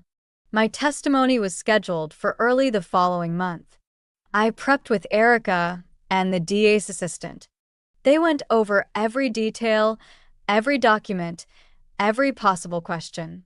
And through it all, I sat there in a blazer I'd bought just for the hearing, feeling less like a victim and more like a witness. Not just to what he had done, but to who I had become because of it. The day I stood in court and testified, I didn't shake. I didn't cry. I told the truth. I explained how he moved in, how he slowly embedded himself into every corner of my life, how he used love as leverage, trust as a cover. I detailed the forged documents, the financial records, the moment I found out I wasn't just heartbroken, I was violated. Colin didn't meet my eyes during the testimony. Not once. He looked down at his notes, scratched his jaw, fiddled with his pen. But I watched him the entire time. And when I finished, I didn't look back as I walked out. The sentencing didn't come right away. These things take time. And I'd accepted by then that resolution wasn't going to be a moment. It was going to be a process. The court could deliver justice, but it couldn't restore what he took. That was on me. I started rebuilding in small ways. I changed apartments, moved out of the one we had shared into a sunny two-bedroom in a quieter neighborhood. I bought a new mattress, new dishes, new coffee mugs with funny phrases printed on the sides. I kept the ones that made me laugh out loud at the store shelf. I'm not bossy. I just have better ideas. That one made me snort in the aisle. It reminded me of Tessa. She loved it. I hired a credit repair consultant and started working through the damage one bureau at a time. It was slow, frustrating work, but it gave me a sense of control. Every point gained on my score felt like another inch of distance from him. I joined a support group for financial abuse survivors. I didn't say much during the first few sessions, but just sitting in a room with women who had been through versions of the same horror made me feel less alone. And when I did finally speak, they listened. No judgment. Just quiet nods and shared pain. My parents never fully grasped what had happened. My mother still referred to the incident as the bad breakup, as if it were a messy argument rather than a criminal offense. My father offered to help with a small loan to cover some of the court costs, and I accepted it, even though it made something in me bristle. Not because of the money, but because I wished it had come with more understanding. But I stopped expecting people to understand what they had never survived. The deeper healing came when I stopped asking why. Why me? Why didn't I see it coming? Why did he do it? The truth is, those questions only loop back on themselves. They don't produce peace. Only paralysis. The better questions were quieter. What now? Who do I want to be on the other side of this? I started journaling again. At first, it was just a list of daily accomplishments. Paid the gas bill. Responded to Erica's email. Made it to work on time. Then it became more reflective. I missed the version of myself who still believed in people without flinching. I wrote that one night, and it stayed with me for days. Because that version of me is gone. And maybe she needed to be. I don't say that with bitterness anymore. I say it with clarity. Colin didn't break me. He exposed what was already fractured. The part of me that believed being useful made me safe, that love was about sacrifice, that silence was strength. He didn't create those wounds. He exploited them. And once I stopped protecting him, I could finally start protecting myself. There are still bad days. Days when a bank letter sends my stomach into knots. Days when I hear a voice that sounds like his on the street and my heart stutters. But those moments are fewer now, quieter, and they don't own me the way they used to. I don't know where he'll go next. I don't care. What matters is that he can't take anything else from me. Not my name. Not my future. Not one more inch of my soul. And if you've ever loved someone who turned out to be a lie wearing a charming face, then maybe you know exactly what that kind of freedom feels like. The court sentenced Colin Langford to 2 years in state prison and 3 years of supervised release. The moment the sentence was read, I didn't feel triumphant. I didn't cheer. I didn't even breathe for a few seconds. I just sat there in that pale, windowless courtroom, staring at the back of his head as if I could still make sense of the shape of it. But there was no sense to be made. There was only consequence. Finally, he didn't turn around as they led him away. He didn't speak. Not to me, not to the court, not to the judge. Just like when he left my life, silent, selfish, and so very sure that disappearing would make him untouchable. It didn't. I walked out of that courthouse into a warm, late afternoon sun that felt surreal against my skin. Like the world hadn't quite realized it was supposed to change with me. Like I was somehow the only one who'd been rearranged, while everything else stayed the same. I called Tessa from the sidewalk and didn't even wait for hello. "It's over," I said. She didn't ask what I meant. She just said, "I'm coming over. Don't you dare open a bottle without me." We didn't talk about him that night. We didn't toast to justice or spend hours analyzing the verdict. We just ordered greasy pizza and sat on my balcony, our bare feet tucked under us, and let the silence be kind for once. I realized then how rare that had become. Silence that didn't threaten to swallow me whole. Silence that didn't feel like a pause before another blow. That kind of quiet? That's what healing actually sounds like. The official expungement of the fraudulent loan took longer, months, actually, but the lender finally accepted the court's ruling and removed the account from my credit profile. I'd been told it might happen, but I hadn't let myself believe it until the letter arrived in the mail. "Dear MS. Harris, after review of the court documentation provided, we have determined that the loan was obtained without proper authorization." I read the sentence 10 times. Then I folded the letter and tucked it in a small wooden box at the back of my desk. I didn't frame it. I didn't post it online. I just kept it, not as a trophy, but as a reminder that sometimes justice is quiet, too. And it shows up when you've stopped expecting it. I started saying yes to things again, small things, then bigger ones. I took a trip to Colorado with a few women from the support group. We hiked trails I wasn't physically prepared for, laughed until our cheeks ached, and cried around a bonfire one night in a circle of unspoken understanding. We didn't need to share details. Just sitting together, scars and all, felt sacred. We weren't broken. We were survivors with resumes. One woman, Melissa, told me something around that fire I'll never forget. "I stopped saying he did this to me," she said, staring into the flames. "Now I say, this happened because I'm not carrying him anymore."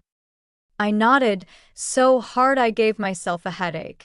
A few months later, I was offered a promotion at work. Senior account director. A position I hadn't even applied for. When I asked why they chose me, my manager smiled and said, "Because you never let your circumstances make you smaller. You just kept showing up." I said yes. And then, for the first time in a long time, I celebrated without guilt. But the biggest shift wasn't professional. It was how I began to show up for myself. I stopped apologizing for taking up space. I said no to things that drained me. I cut ties with friends who had ghosted me when things got hard and tried to circle back after the fact like nothing happened. I didn't need their late empathy. I needed space to grow without them. I joined a volunteer initiative teaching financial literacy to women recovering from relationship abuse. It wasn't glamorous work, but it was real. And it mattered. I mattered. One afternoon, I stood in front of a small group of women in a community center conference room, whiteboard marker in hand, and said, "Let's talk about red flags in financial partnerships." A few of them laughed. The rest leaned in. I wasn't an expert by degree, but I was an expert by experience. And in that moment, I realized that the most radical thing I had done was not pressing charges or rebuilding my credit. It was reclaiming the narrative. Not as a victim, but as a woman who fought back, brick by brick. I don't date much these days. Not because I'm afraid, though I was for a while, but because I'm finally content with my own company. I take myself out to dinner. I buy my own flowers. I spend Sundays reading on the couch with my feet tucked under a blanket my grandmother crocheted before she passed. And sometimes, when I catch my reflection in the window, I don't see the woman who was lied to or left behind. I see the woman who stayed, with herself, through the chaos, the shame, the betrayal. I see someone I like. Every once in a while, I still get messages about Colin. From women who find me online, from people who knew him years ago. They want to know what happened. Sometimes they want to share what he did to them. I answer when I can. I give them Erica's contact information. I tell them to keep records. But most importantly, I remind them that they're not crazy, that they're not overreacting, that being fooled doesn't make you foolish. It makes you human. And survival? That makes you powerful. I don't forgive Colin. Not yet. Maybe not ever. I'm not interested in platitudes or forced closure. What I care about is what I rebuilt in the aftermath, a selfhood that is no longer for rent, a life that doesn't require permission, a voice I use freely now that no one else is trying to narrate for me. If you've been through something like this, if someone ever tried to wear your trust like armor while stabbing you in the back, I want you to hear me when I say this. You are not broken. You are not to blame. You are not beyond repair. You are the story that came after the storm. And that story still belongs to you. If this story resonated with you, don't forget to like and subscribe. And thank you, truly, for listening. My name is Morgan Ellis. I'm 32 years old, and 2 weeks ago my face was on the cover of Forbes. I stood in front of the magazine display at the airport bookstore, staring at my own smile like it belonged to someone else. Strangers passed behind me with rolling luggage and coffee cups, oblivious to the fact that I had once been the girl no one clapped for. The girl they said was a failure, a disappointment, a mistake. And now here I was, smirking back from glossy print with the headline, "The architect of her own empire." If you've ever been told you wouldn't make it, if someone's voice still echoes in your mind telling you you're not enough, drop a comment. I want to know who else they tried to bury, and who else came back blooming. But before I tell you how I got here, you have to understand where I started. I wasn't born into success. I was born into a beige suburb in Ohio, the kind of place where ambition stretched only as far as the county line, and girls like me were taught to shrink themselves until they fit into someone else's version of manageable. My mother, Diane, worked as a school secretary, and my father, Leonard, sold used Fords out of a dusty dealership on the edge of town. We were not poor, but we were always budgeting. We were not cruel, but we were cold. The only thing we had in abundance was silence, the kind that fills the air when nothing real is ever said aloud. In our house, feelings were too loud, and dreams were impractical luxuries we couldn't afford. My older brother Evan was the golden child, not because he was brilliant, he wasn't, but because he never made waves. He did what was expected, nodded when spoken to, and kept his ambitions firmly rooted in the family mold. I, on the other hand, wanted more than the neat lines and quiet dinners. I asked too many questions. I wanted to leave. I first learned what failure looked like when I was 8 years old and came home from school crying because I'd lost the county spelling bee. I'll never forget how my father looked at me, not with comfort, but with impatience, as if my tears were an inconvenience. It's just a game, Morgan. No one cares about spelling. But I cared. I had studied every night for weeks, tracing roots of words and memorizing lists under the covers with a flashlight. I wanted to win, not for the trophy, but because it was the only thing that made me feel like I could rise above the flatness around me. My mother handed me a Kleenex and told me I was being too emotional. I wiped my nose and nodded, already learning that failure wasn't just about losing. It was about what came after: silence, dismissal, the absence of acknowledgement. That was the real punishment, not being seen. In high school, I discovered I had a knack for systems. Not math, not code, but systems. How things worked, how people moved through spaces. I was 16 when I started sketching redesigns of our town's rundown library for fun, convinced I could make it more efficient, more beautiful. I didn't know the word for what I wanted to do until a career counselor mentioned urban planning and architecture. Something lit up inside me. But when I brought it up at dinner, my dad didn't even look up from his Salisbury steak. Architecture? That's not a job, that's a fantasy. You think we're going to send you off to some fancy school for that nonsense? I looked to my mom, hoping for a sliver of support, but she just pressed her lips together and said, "Why don't you look into becoming a teacher, honey? Something secure." That night, I stayed up in my room rereading an article I had torn from an old National Geographic about women rebuilding cities after war. I traced the outlines of buildings with my fingertip until the paper frayed. By the time I was a senior, I had stopped sharing my dreams out loud. I applied to schools in secret, forging signatures when needed and covering the postage out of my waitressing tips. I was accepted to 3 architecture programs, one of which was a scholarship offer from a state school with a decent reputation. When I told my parents, the living room went silent. My father's only response was, "And how exactly do you plan to pay for the rest?" I swallowed hard and said, "I'll figure it out." He laughed, a sharp, humorless sound. "You'll be back by Christmas." He meant it. I packed my bags anyway. No one came to the door to wave goodbye. Evan got a speech and a handshake when he left for his business program. I got a closed door and the sound of a football game playing in the background. College was a war zone.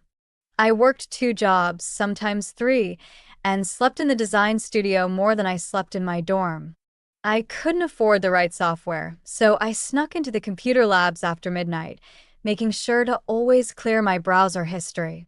I made friends with the janitor, Mr. Ortiz, who'd bring me cafeteria leftovers in exchange for stories about the buildings I was designing. Once, when I won a department award for a sustainability project, I called my mother just to tell her. She answered but kept her voice flat, like she was waiting for a commercial break. "That's nice, sweetie. Just don't forget to take care of yourself." I told her I missed them. She said, "Well, you're the one who left." That sentence sat in my chest for days like a stone. After graduation, I moved to Chicago, scraping by as a junior associate in a firm that chewed through staff like candy. I worked on things no one would ever see: parking lots, sewer plans, the occasional facade touch-up. I kept my head down, and my sketches close. At night, I designed theoretical cities in a notebook I never showed anyone. The firm was a boys' club. You weren't promoted unless you golfed with the partners or laughed at their crude jokes. When I proposed a vertical housing redesign at a team meeting, the lead architect patted my arm and said, "That's adorable, Morgan. But let's not get ahead of ourselves." I nodded, smiled, and kept designing. One of the interns called me a quiet shark behind my back, thinking I wouldn't hear. He wasn't wrong. I was quiet, but I had teeth. 5 years passed. I saved every extra dollar. I watched. I learned. I taught myself what they didn't want to teach me. Then, when the firm was rocked by a corruption scandal involving city zoning permits, I walked away. No fanfare. No farewell drinks. Just a box of sketches under my arm and the address of a co-working space where I would draft my first independent project. I had no investors, no safety net, just an idea and an unshakable belief that I could do it better. And still, even as I was leaving, no one clapped. No one even noticed. I walked past the cubicles of men who once ignored me and out into the snow with no coat and no plan.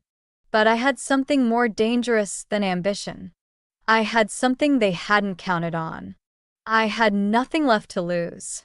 My first office was a folding table in the corner of a shared basement workspace that smelled faintly of mildew and desperation. It was below street level, with one high window that let in a sliver of light when the weather cooperated. I sat there for months, bundled in a thrifted cardigan, trying to build something no one believed in. At night, I'd press my ear to the wall and listen to the guy in the next cubicle pitch crypto schemes into his headset. By day, I cold emailed every community board and nonprofit development group in the city, offering to help redesign their spaces for free if they'd just let me build a portfolio. Most never replied. Some asked if I was the assistant. One even told me, "You don't sound like a firm." I didn't have the heart to correct him. I wasn't a firm. I was one woman with a used laptop, tenacity, and a grudge that fueled me like fire. The first project I ever landed was a food pantry redesign in Bronzeville. The board had zero budget and less faith, but I convinced them with hand-drawn renderings and the offer to manage the build myself. They gave me 3 weeks. I stretched that into 5 and did half the physical labor myself, painting walls, sourcing reclaimed shelves from demolition sites, and bartering free design work for donated LED lighting. The final result was nothing grand, just a clean, dignified space where people didn't feel ashamed to receive help. But to me, it was the beginning. They invited me to the reopening. I stood in the back as an older woman walked through the new entrance and burst into tears. "It don't feel like a charity," she said, clutching her coat. "It feel like you thought we mattered."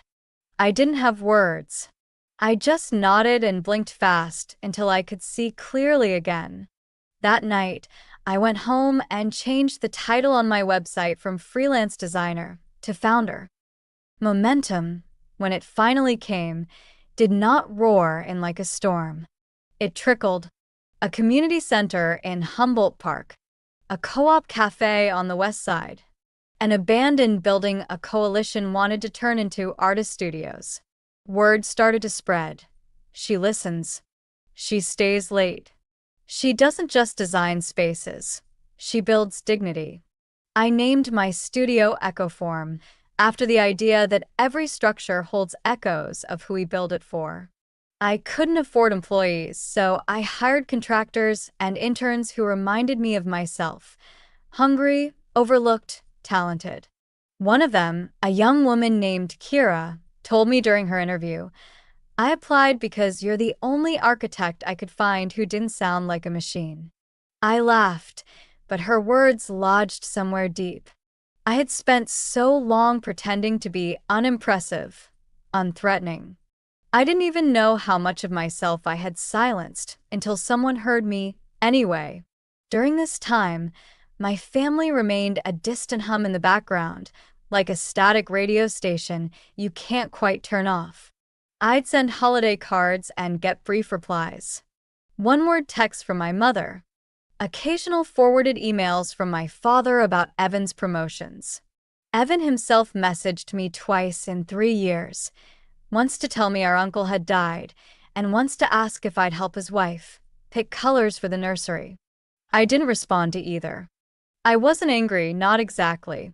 I was just tired of pretending there had ever been a space for me at that table. It was easier to keep my success quiet, like a secret I didn't trust them with. Still, on certain evenings, especially the cold ones, I found myself scrolling through Evan's LinkedIn or zooming in on family photos, searching their faces for any sign of me. I never found one. Then, in my 3rd year of building Ecoform, I got a call that would change everything. It was a Friday afternoon, and I was covered in drywall dust at a site in Little Village. My phone buzzed, and I almost ignored it. But something in the number, a city code I recognized, made me pause. The voice on the other end introduced herself as a producer from a podcast called Reshape. They were doing a series on urban revitalization and had heard about my work from a city planner I had done a project with. "We want to feature you," she said. "You're exactly what this season is about, grassroots transformation." At first, I thought it was a scam. I even Googled her mid-call, dusting my phone with plaster fingerprints. But it was real.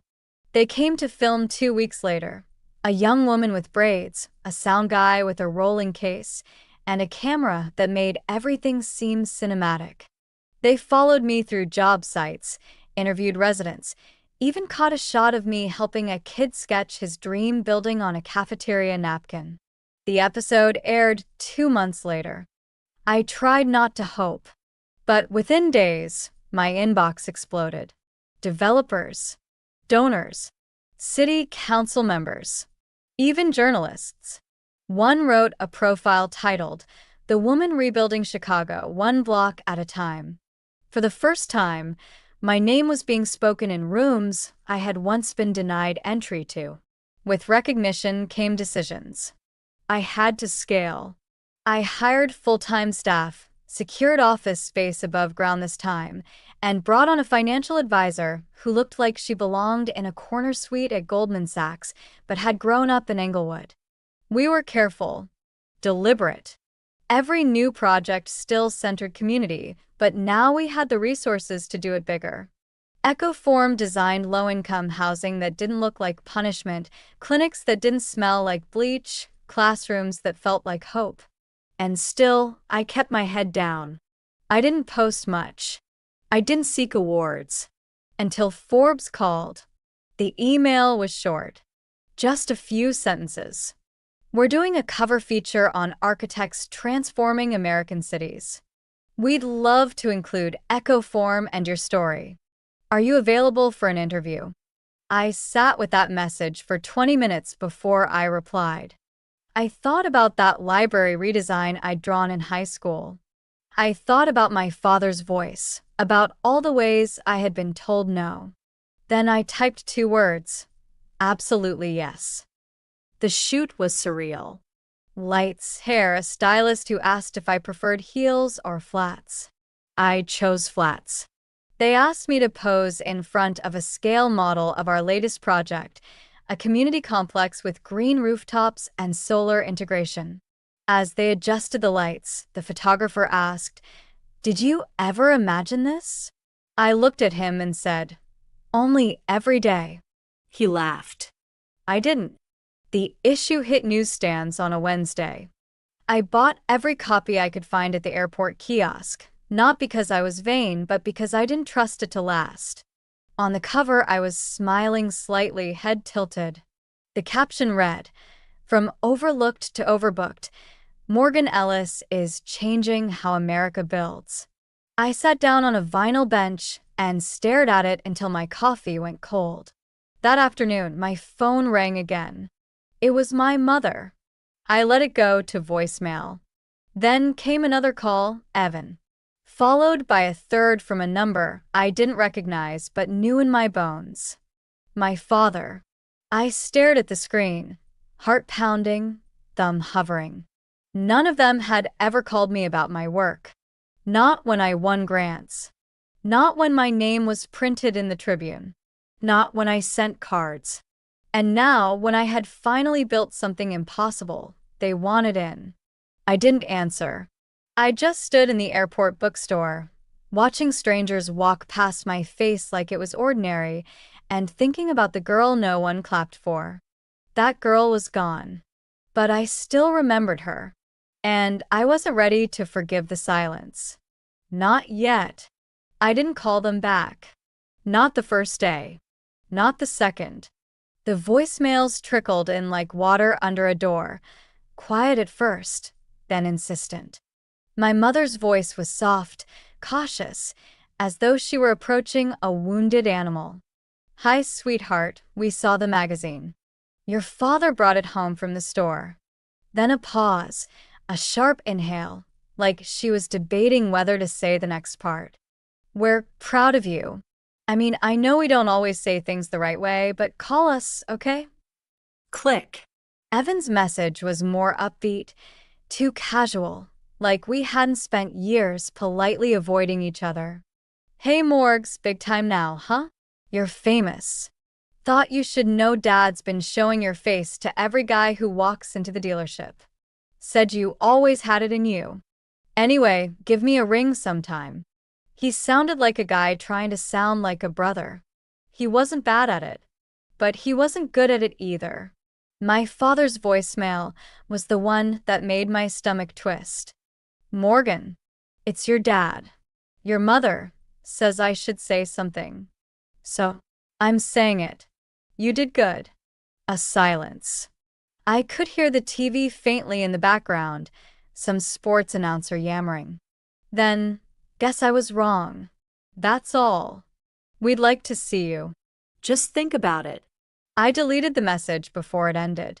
Not because I was angry, but because I knew what came next, the expectation. The shift. The bait. Because here's the truth no one likes to admit. Once you succeed, the people who doubted you don't apologize. They rewrite the story. They find ways to say they were rooting for you the whole time. They forget the slammed doors, the shrugged shoulders, the years of invisibility. They come back only when your name gives them something to feel proud about, something to boast about, something to claim. It wasn't just my parents. High school classmates I hadn't heard from in over a decade started tagging me on LinkedIn. One girl, Cassidy Barlow, who used to sneer when I spoke in class, messaged me with a long paragraph about how inspiring my story was. She ended it with, "Would love to grab coffee next time you're back in town." I stared at the screen, remembering the way she used to whisper, "Try hard," behind my back. I didn't reply. Not because I was bitter, but because I was done entertaining people who only saw value when it was attached to recognition. That week, Echoform's phones rang off the hook. Journalists, city planners, developers, even a pair of Hollywood producers wanting to option my story for a scripted series. I laughed for the first time in days. Not because it was funny, but because it was absurd. When I was begging for a chance, the doors stayed shut. Now they wanted to immortalize my struggle in prime time. I declined. I didn't need to watch an actress pretend to bleed the way I did. Some truths didn't belong on a soundstage. But amid the noise, one name stood out. An email from Colleen Hart, CEO of a development firm based in Detroit, known for community-first architecture. I had followed her work for years.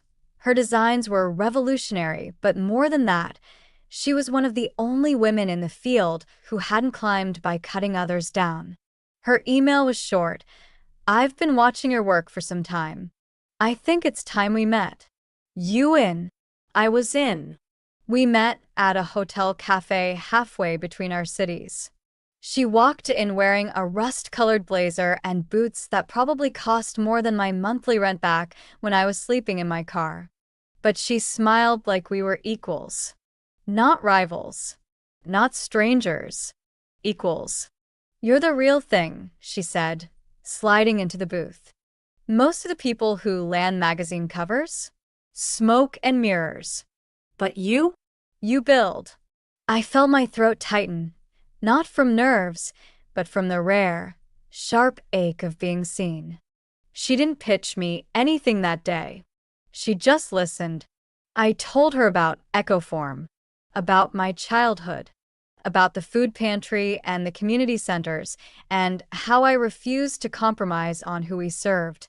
She nodded a lot, but didn't interrupt. At the end, she simply said, "I'd like to back your next expansion." No strings. "You tell me what you need, and I'll help make it happen." I stared at her. No one had ever offered me help without demanding something in return. I didn't know how to trust it. But I knew I had to try. The partnership launched 6 weeks later. With Colleen's support, we secured funding for 2 new mixed-use developments, one in South Chicago, one in Gary, Indiana. Each would combine affordable housing with cultural space, community gardens, and solar-integrated rooftops. I hired more staff, Architects. outreach specialists, even a therapist to support residents moving in from transitional housing. Every day, I walked into our office and saw the faces of people who had once been told their ideas were too idealistic, too naive. I told them what no one told me. Don't shrink.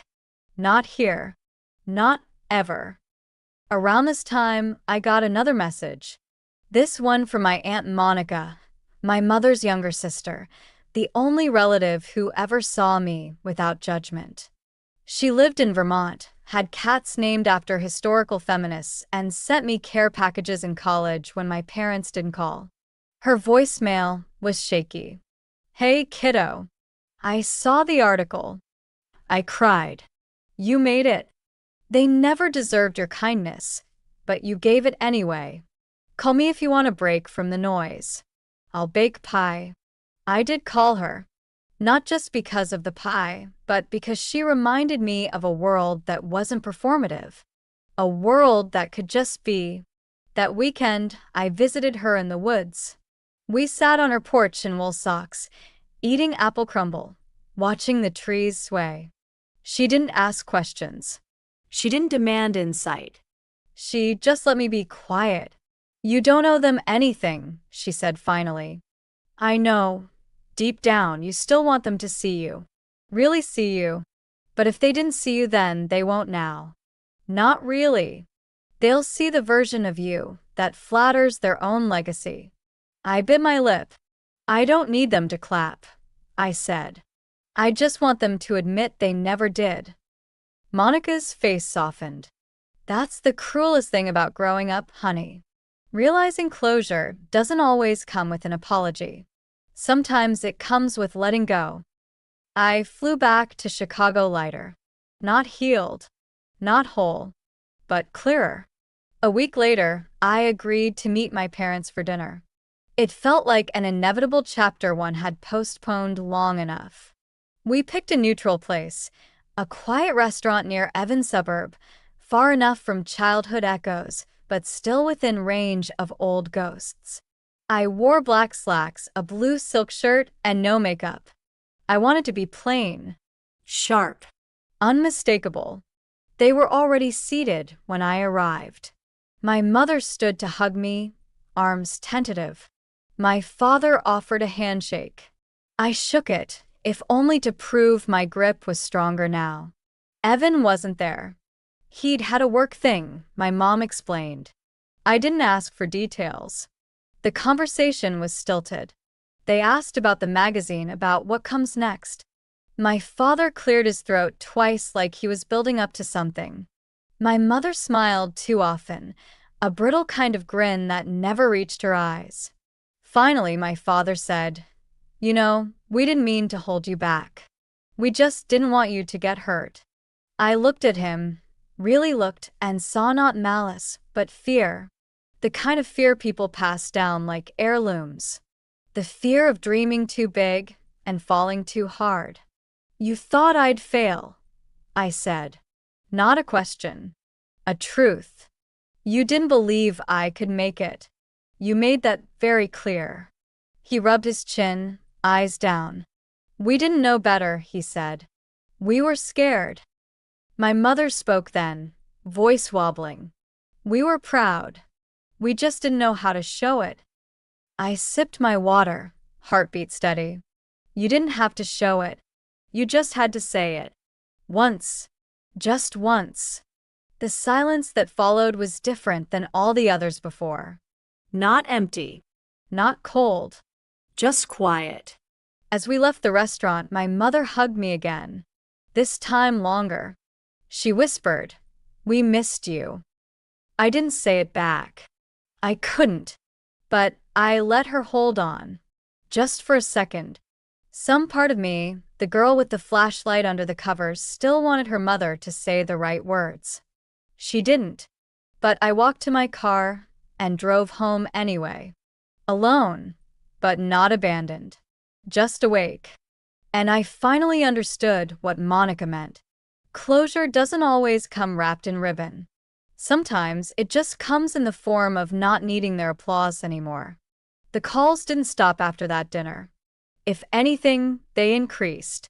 My mother began sending photos of articles she clipped from the local paper whenever Echo Forum was mentioned, even if I was only quoted in the third paragraph. My father, in his own way, tried to reach out, emails with subject lines like "proud of you" and "saw your TED thing," and once, bafflingly, "Is AI going to take over your job?" Evan invited me to his youngest daughter's birthday party in an email so chirpy it made my teeth hurt. She's always asking about Aunt Morgan. "We'd love to have you. Come show off to the family a bit." It might have been harmless. Maybe even sincere. But it didn't land that way. It felt like performance. Like I was being paraded through the living room as a success story they could take partial credit for, now that the struggle wasn't visible anymore. The real test came when I was invited to speak at my alma mater, the same university I had practically clawed my way through without their help. The architecture department wanted me to keynote their annual Women in Design conference. The email made it sound like I'd been handpicked, which made my stomach twist with a mix of pride and unease. That place had once drained me dry. I remember eating off-brand ramen in the dark during power outages because I couldn't make rent and buy groceries in the same week. Now, they wanted me to come back and smile beneath their stage lights. Still, I said yes. Kira helped me prepare the visuals for the talk, before and after photos of our projects, design sketches, candid videos of community feedback. She watched me rehearse and adjusted my mic levels when I got too quiet. "This is yours," she told me. "Say it like you mean it." When the day came, I stood backstage in a pantsuit I had bought the day after the Forbes shoot, clutching the remote like it might bite. The auditorium was packed. Some professors still remembered me. Some didn't. I spotted a few former classmates in the crowd, one of them now faculty herself. But I wasn't there to make them feel comfortable. I was there to speak the truth. I talked about design, yes, but not the way they expected. I talked about survival. About designing not just buildings, but spaces where people could breathe without asking permission. I told them how I had mapped out cities before I had mapped out my own self-worth. How I had once begged for approval from people who didn't have the language for dreams like mine. I didn't name my parents. I didn't have to. The silence in the room told me they understood. After the talk, a line of students formed down the side aisle. They asked questions, pressed business cards into my hands, asked for internships, advice, a hug. One young woman with shaking hands asked how I kept going when no one believed in me. I looked at her and said, "They don't have to believe in you. They have to watch." It was only when I left the building that I saw them, my parents, standing side by side under the brick archway. I didn't know they were coming. No one had told me. My mother was crying quietly, the way she always did when the emotion threatened to break the surface. My father stood stiff, uncomfortable in a blazer he probably hadn't worn in years. I approached slowly, the air between us brittle. "You didn't tell me you'd be here," I said. "We wanted to surprise you," my mother replied. "We wanted to see you in your element." "I've been in my element for years," I said quietly. "You just weren't watching." That landed. I saw it ripple through her shoulders. My father reached out a hand. "You were great up there." That was real leadership. His words were careful, practiced, but not hollow. For once he was trying. But I didn't shake his hand. Instead, I reached into my tote and pulled out a manila folder, something I had prepared weeks ago, just in case. Inside were photocopies of the first drawings I ever made. The library redesign from high school. The vertical housing sketch from college. A list of unpaid invoices from the early Ecoform days when I worked pro bono. All the things they never saw. All the things they dismissed as fantasy. I handed the folder to my father. "This is what you missed," I said. "All the versions of me that existed before this one. The ones who failed and bled and got back up." He took it without opening it, his jaw tight. "I didn't know," he said. "No," I agreed. "You didn't want to." My mother stepped forward. "We're trying now. Isn't that worth something?" I met her gaze. It was pained, searching. "Maybe," I said. "But trying now doesn't erase what you chose to ignore then." I turned and walked away, not because I wanted to punish them, but because the part of me that once begged for their attention had finally gone quiet. I didn't need their affirmation. I didn't need them to catch up. I was already gone. Back at the office, I found Kira waiting with cupcakes and a sign that said, "The architect speaks."